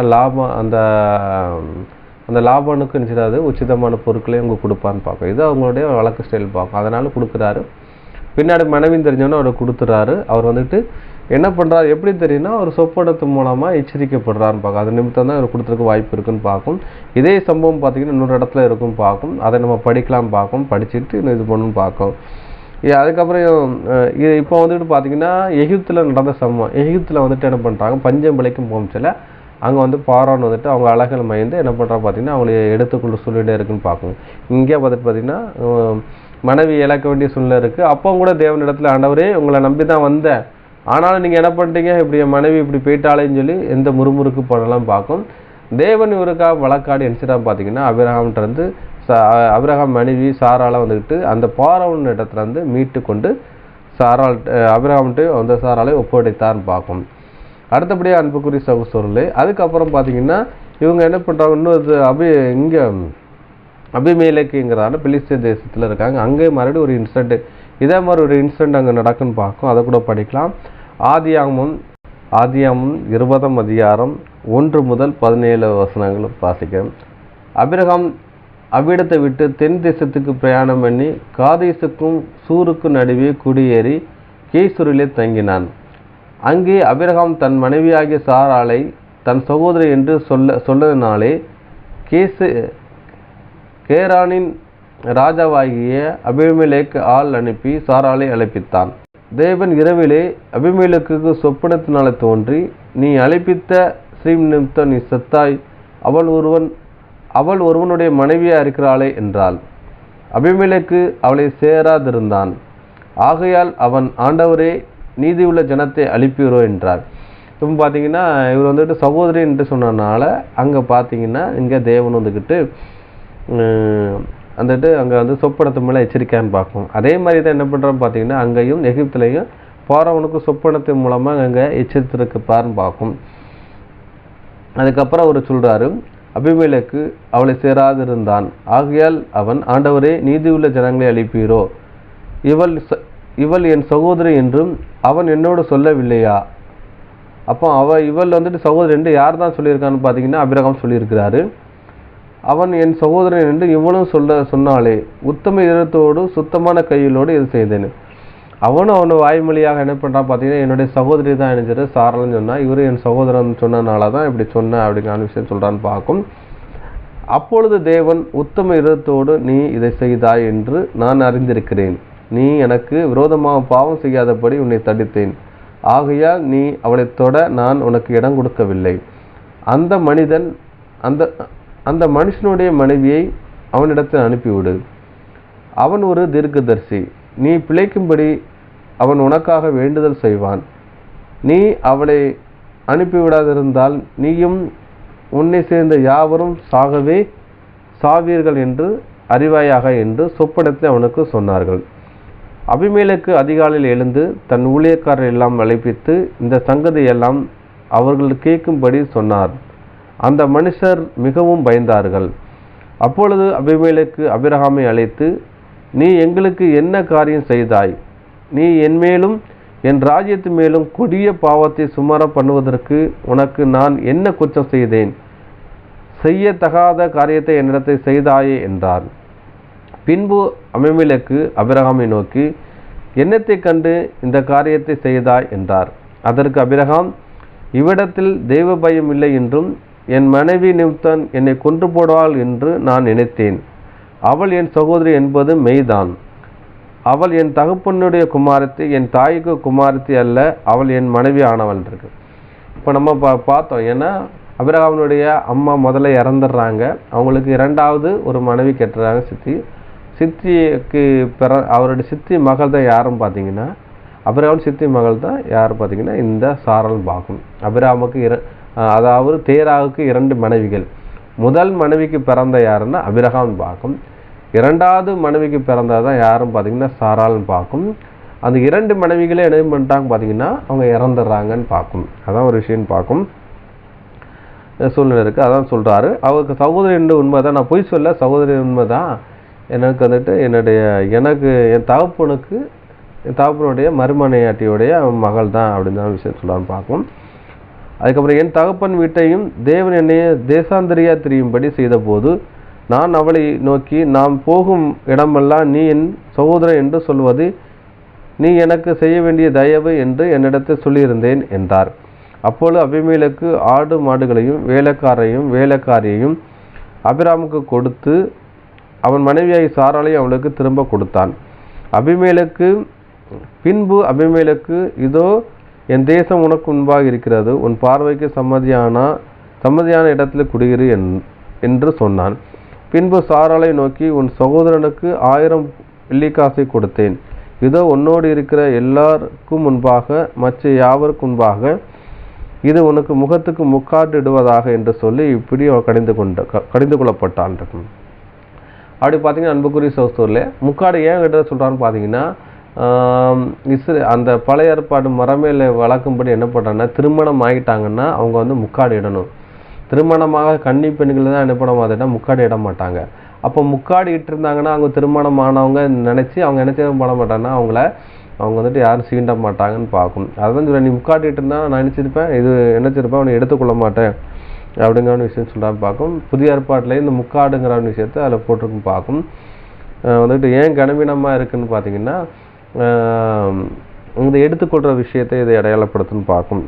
அங்கே வந்துட்டு பார்த்தீங்கன்னா ஒரு அபாதாரமாக நினச்சிட்டாங்க, வந்துட்டு 1000 வெள்ளிக்காசு 1000 வெள்ளிக்காசு கொடுக்குற விஷயம்னு பார்க்கும். அபாதாரம் எந்த உபாகம் 22:19 அடுத்தவனை மனைவி எடுத்துக்கொண்டா, அதாவது பிறனுக்குள்ளையாவது எடுத்துக்கொண்டா, மனைவி ஸ்ரீயை எடுத்துக்கொண்டா அவங்களுக்கு அபாதாரம் கொடுக்கணுங்கிற விஷயம் சொல்லப்பட்டிருக்கு. அதனால அப்படி செய்கிறான்னு பார்க்கும். அபிராமுக்கு மனைவியாகிய சாராள் நிமித்தம் கர்த்தர் அபிராமின் வீட்டாரையும் கற்பத்தை எல்லாம் அடைத்திருந்தாருங்கிற விஷயம் சொல்லப்படுதுன்னு பார்க்கும். இந்த உபாகம் 22ஆம் அதிகாரம் 19 வசனங்களை வாசிக்கலாம். அவன் இஸ்ரவேலின் ஒரு கன்னியை அவதூறு பண்ணினாலே அவன் கையிலே 100 வெள்ளிக்காசையும் அபாதாரமாக வாங்கி பெண்ணின் தகப்பனுக்கு கொடுக்க கடவன். அவளோ அவனுக்கு மனைவியாக இருக்க வேண்டும். அவன் தன் ஜீவனாலும் அவளை தள்ளிவிடக்கூடாது. அப்போ பார்த்தீங்கன்னா இஸ்ரவேலில் ஒரு கன்னியை அவதூறு பண்ணினாள் என்றுக்கு அவனுக்கு அபாதாரமாக நினைச்சது 100 வெள்ளிக்காசு பண்ணணும். அவதூறு பண்ணினாலுங்கிறதுனா அவளை வந்துட்டு கன்னிமையை கெடுத்தாலோ இல்லாட்டி அந்த பொண்ணுக்கு வந்துட்டு ஏதாவது தீங்கி நினைச்சாலோ என்ன பண்ணுறக்கூடாதுன்னு பார்த்தீங்கன்னா அபாதாரமாக 100 வெள்ளிக்காசு கொடுக்கணுங்கிறான விஷயம் சொல்லியிருக்காரு. அவங்கள திருமணம் பண்ணணுங்கிற விஷயம் சொன்னான்னு பார்க்க, இங்கே இவர் வந்துட்டு என்ன செய்றாரு, அபாதாரமாக 1000 வெள்ளிக்காசையும் கொடுத்து அவர் என்ன செய்றாரு, வேலைக்காரையும் உங்களுக்கு பரிசாக கொடுத்து அனுப்புகிறாருங்கிற விஷயம் சொல்லப்படுது பார்க்கும். இதான் ஒரு விஷயம் பார்க்கும். அப்போ பார்த்தீங்கன்னா மனைவியையும் கொண்டு அவன் வந்து இழக்க வேண்டிய சூழ்நிலையாக இருக்குன்னு பார்க்கும். அப்போ முதலாவது தகப்பனையும் அதுக்கப்புறம் இனத்தையும் அவருடைய எல்லாத்தையும் விட்டு வெளியே வந்துடான்னு பார்க்கும். அதுக்கப்புறம் பார்த்தீங்கன்னா அவருடைய பிள்ளைகளை இழக்க வேண்டிய சூழ்நிலை இருக்குன்னு பார்க்கும். அதுக்கப்புறம் மனைவியை இழக்க வேண்டிய சூழ்நிலையாக இருக்குன்னு பார்க்கும். அதுக்கப்புறம் சகோதர லோகத்தை அங்கே இழக்க வேண்டிய சூழ்நிலையாக இருக்குன்னு பார்க்கும். அப்போ நம்ம ஆண்டவராகிய இயேசு கிறிஸ்து சொன்ன ஒரு விஷயத்தை இங்கே செஞ்சு காட்டுற ஒரு விஷயமா இருக்குன்னு பார்க்கும். அதனால தான் இங்கே பார்த்தீங்கன்னா இவர் இப்படி இந்த விஷயம் பண்ணனால அவர் வந்துட்டு பார்த்தீங்கன்னா சிநேகிதன் என்று ஒரு பேரை வாங்கினார். யார் பார்த்தீங்கன்னா இந்த ஒரு வாங்கினார் பார்க்கும். அவருடைய சொல்லுக்கு கீழ்ப்பிடிந்தோம்னா நீ பயந்து இருக்கிறேங்கிற விஷயத்தை அவர் சொல்லி அவர் வந்துட்டு சொன்னார் பார்க்க. ஏன்னா தன்னோட குமாரனே வந்துக்கிட்டு பலியாக ஒப்பு கொடுக்குற பார்த்து என்ன சொல்கிறான்னு பார்த்தீங்கன்னா, நீ வந்து தேவனுக்கு பயந்து இருக்கிறேன், இப்போ நான் அறிந்து கொள்கிறேன், தேவன் சொல்கிறத நீ அப்படியே கேட்குறவன்னு சொல்லி நான் அறிந்து கொள்கிறேன்னு சொல்லி அவர் சொல்கிறான்னு பார்க்கும். இந்த செயலெல்லாம் பார்த்து ஆனால் அவர் அபிரகாம் வந்துக்கிட்டு அவருடைய லைஃப் ஸ்டைலில் நடந்த தகப்பன் இறந்த விஷயம், மனைவியை கையை விட்டு போகிற விஷயம், அவருடைய பிள்ளைகள் மறைக்க வேண்டிய அதாவது பிள்ளையை பலி கொடுக்குற வேண்டிய விஷயம், அதுக்கப்புறம் பார்த்தீங்கன்னா சகோதரன் லோத்தை பிரிகிறாரு. இதெல்லாம் வந்து பார்க்கும்போது வந்து எந்த காரியத்தையும் தேவன் வீட்டில் முறுமுறுக்காமல் சந்தோஷத்தோடு என்ன செய்கிறாரு பார்த்தீங்கன்னா அந்த காரியங்களை இது பண்ணுறான்னு பார்க்கும். அதனால தான் பார்த்தீங்கன்னா அபிரகாமை என் சிநேகிதன் என் ஃப்ரெண்டு அப்படிங்கிற விஷயத்த தேவனே என்று சொல்கிறாரு, அவர் சொல்கிறான்னு பார்க்கும். தேவனை வந்து ஃப்ரெண்டுன்னு யாரோட சொல்ல முடியுமா? ஒரு தேவனே வந்து என்ன சொல்கிறாரா, இவர் எனக்கு ஃப்ரெண்டு அப்படின்னு சொல்லி ஒரு மனிதனை குறித்து சொல்கிறாருன்னு பார்க்கும். அந்த மனிதன் யாருன்னு பார்த்தீங்கன்னா அபிரகாம்ங்கிறான விஷயம் சொல்லப்படுதுன்னு பார்க்கும். ஏசாயா 41:8 வாசிக்கலாம். ஏசாயா அதிகாரம் 41 வசனம் 8. என் தாசனாகிய இஸ்ரவேலே, நான் தெரிந்து கொண்ட யாக்கோபே, என் சிநேகிதனான ஆபிரகாமின் சந்ததியே. போதும். அவன் என் தாசனாக இஸ்ரவேலே, நான் தெரிந்து கொண்ட யாக்கோபே, என் சிநேகிதனாக அபிரகாம் சந்ததியே, என் ஃப்ரெண்டு மகனே அப்படிங்கிறான விஷயம் சொல்கிறார். யாரை? இஸ்ரவேல சொன்னான். சிநேகிதன்ங்கிறான விஷயத்தை அவர் சொல்கிறான்னு பார்க்கும். வாசிக்கலாம். யோவான் 15 அதிகாரம் 14-15 வாசிங்க. யோவான் அதிகாரம் 15 வசனம் 14 மற்றும் 15. நான் உங்களுக்கு கற்பிக்கிற யாவையும் நீங்கள் செய்வீர்களானால் என் சிநேகிதராய் இருப்பீர்கள். இனி நான் உங்களை ஊழியக்காரர் என்று சொல்லுகிறதில்லை.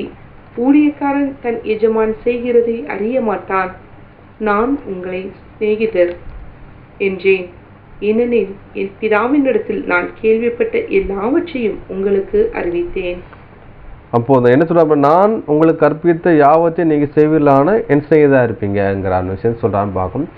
அதே மாதிரி பார்த்தீங்கன்னா இங்கே அபிரகாமின் சிநேகிதனே என்று ஏன் சொன்னார் பார்த்தீங்கன்னா, அபிரகாம் கொடுத்த எல்லா இன்ஸ்ட்ரக்ஷன்லையும் அவர் வந்து செயல்படுத்தினார். அதனால தான் அவர் வந்து சிநேகிதன், என் ஃப்ரெண்டுங்கிறான விஷயத்த அவர் சொல்கிறான்னு பார்க்கும். அதுக்கப்புறம் பார்த்தீங்கன்னா சொல்றாரு, இனி நான் உங்களை ஊழியக்காரன் என்று சொல்லுவதில்லை. ஊழியக்காரன் தன் எஜமானின் செய்கிறதை அறிய மாட்டான். நான் உங்களை சிநேகிதன் என்றேன். ஏனெனில் என் பிதாவில் நான் கேள்விப்பட்ட எல்லாவற்றையும் உங்களுக்கு அறிவித்தேன்ங்கிற விஷயம் சொல்கிறான்னு பார்க்கணும். அப்போ வந்துட்டு என்ன சொன்னால், நான் ஊழியக்காரன் சொல்ல மாட்டேன், என் ஃப்ரெண்டு அப்படிங்கிறார். அப்போ வந்துட்டு லேபருங்கிறதான வேறு. லேபருங்கன்னா வேலையோடு வச்சுருங்க. லேபரு ஓனருங்கிறத ஒரு டிஸ்டன்ஸ் இருக்கும். ஆனால் அந்த லேபர் வந்துட்டு ஃப்ரெண்ட் ஆகிட்டாங்கன்னா என்ன பார்த்தீங்கன்னா, அவங்களுடைய பரஸ்பரம் வந்து ஒரு எல்லா காரியத்திலும் என்ன பண்ணுவாங்க பார்த்தீங்கன்னா ஒரு ஷேரிங் இருக்குன்னு பார்க்கும். அப்போ வந்துட்டு நான் எஜமான், நீ வேலைக்காரன் கிடையாது, நீ இந்த ஃப்ரெண்டு அப்படிங்கிற விஷயத்த அவர் சொல்கிறான்னு பார்க்கும். இன்னும் பார்த்தீங்கன்னா அன்புக்குரிய சகோதரர், உண்மையான சீசன் என்ன சொல்லுவோம், நீ வந்து சீசன் என்ன இன்னைக்கு கீழே இல்லை, இந்த பணிவிடக்காரன் மாதிரி கிடையாது, நீ வந்துட்டு என்னுடைய ஈக்குவல் என்ன பண்ணுவேன்னா என் சிநேகிதன் விஷயத்த அவர் சொல்கிறான்னு பார்க்கும். அப்போ இந்த உண்மையான சீசன் என்னன்னு பார்த்தீங்கன்னா, பார்த்தீங்கன்னா என்ன உண்மையான சீசன் என்ன பண்ணுறது, வீட்டையாவது சகோதரன் சகோதரி தகப்பன் தாய் மனைவி பிள்ளைகள் நிலங்கள் எல்லாத்தையும் விட்டணும். அப்படி யார் விட்டான்னு பார்த்தீங்கன்னா அபிரகாம் விட்டான்னு பார்க்கும். அப்போ வந்து அபிரகாம் வந்துட்டு அந்த விடம்பூச்சில் தேவன் மேலே எந்த முறுமுறுப்புக்கு பண்ணலாம் பார்க்கும். அதனால் எனது சிநேகிதன் என்று பெயர் பெற்றார்னு பார்க்கும். அதனால் இந்த ஊழியக்காரனுக்கு மேற்பட்டவனாக என்ன பண்ண பார்த்தீங்கன்னா அவர் வந்து செஞ்ச பார்க்கும். அதான் உண்மை உள்ள சீசன் பார்க்கும். அப்போ எனக்கு அப்படியே தன்னை ஒரு சரண்டர் பண்ணுற ஒரு விஷயமா அவர் பண்ணான்னு பார்க்கும். அப்போ உண்மையான சீசனாக நம்ம மாறோன்னா நம்ம வந்துக்கிட்டு யாருடைய அடிச்சவரை இப்போ பின்பற்றன்னு பார்த்தீங்கன்னா, இங்கே அபிரகாமுடைய வாழ்க்கை நடந்தால் அது அடிச்சவரில் நாம் பின்பற்றின்னு போனால் நம்ம எடுத்தது ஒரு உண்மையான சீசனாகவும், தேவன் வந்து நம்மளை பார்த்து ஃப்ரெண்டு அப்படி சிநேகிதனே என்று சொல்கிற விஷயமா இருக்குன்னு பார்க்கும். அதனால தான் பார்த்தீங்கன்னா சீசர்களை பார்த்தேன் சொல்கிறார். சீசர்களை பார்த்தேன்னு சொல்கிறாரு என் சிநேகிதரனே என்று. அதுமாதிரி யூதாஸ் முத்தமிட்டாங்க குமிச்சில் சொல்கிறார், முத்தமிட்டு காட்டி குமிச்சு என் சிநேகிதனே முத்தமிட்டதுனா என்னை காட்டி கொடுத்தாய் அப்படின்னு சொல்கிறார் பார்க்க. அங்கே கூட அவர் குரு அவர் சீசனுங்கிறான அந்த விஷயமா இல்லை, அவர் ஈக்குவல் ரேஞ்சில் பழகி அவருடைய சீசன் என்ன சிநேகிதானுங்கிறான ஒரு விஷயமா அவர் பண்ண விட்டார் பார்க்கும். அப்போ வந்துட்டு இயேசு கிறிஸ்து அதை தேவனுக்கு உண்மையுள்ள சீசனாக மாறன்னா அவருடைய சொல்படி கேட்டு அவர் சொல்கிற எல்லாவற்றையும் கேட்டு அதுக்கு ஒப்பு கொடுத்தோன்னா நம்ம உண்மையுள்ள சீசனாக மாறுவோம், அவருக்கு சிநேகிதனாக மாறுவோம் என்று இதை நம்ம வந்து விளங்கி கொள்ளான்னு பார்க்கும். இவ்வளோ பொறுமையோட கேட்டவங்களை தேவன் தாமே ஆசிரிப்பார்.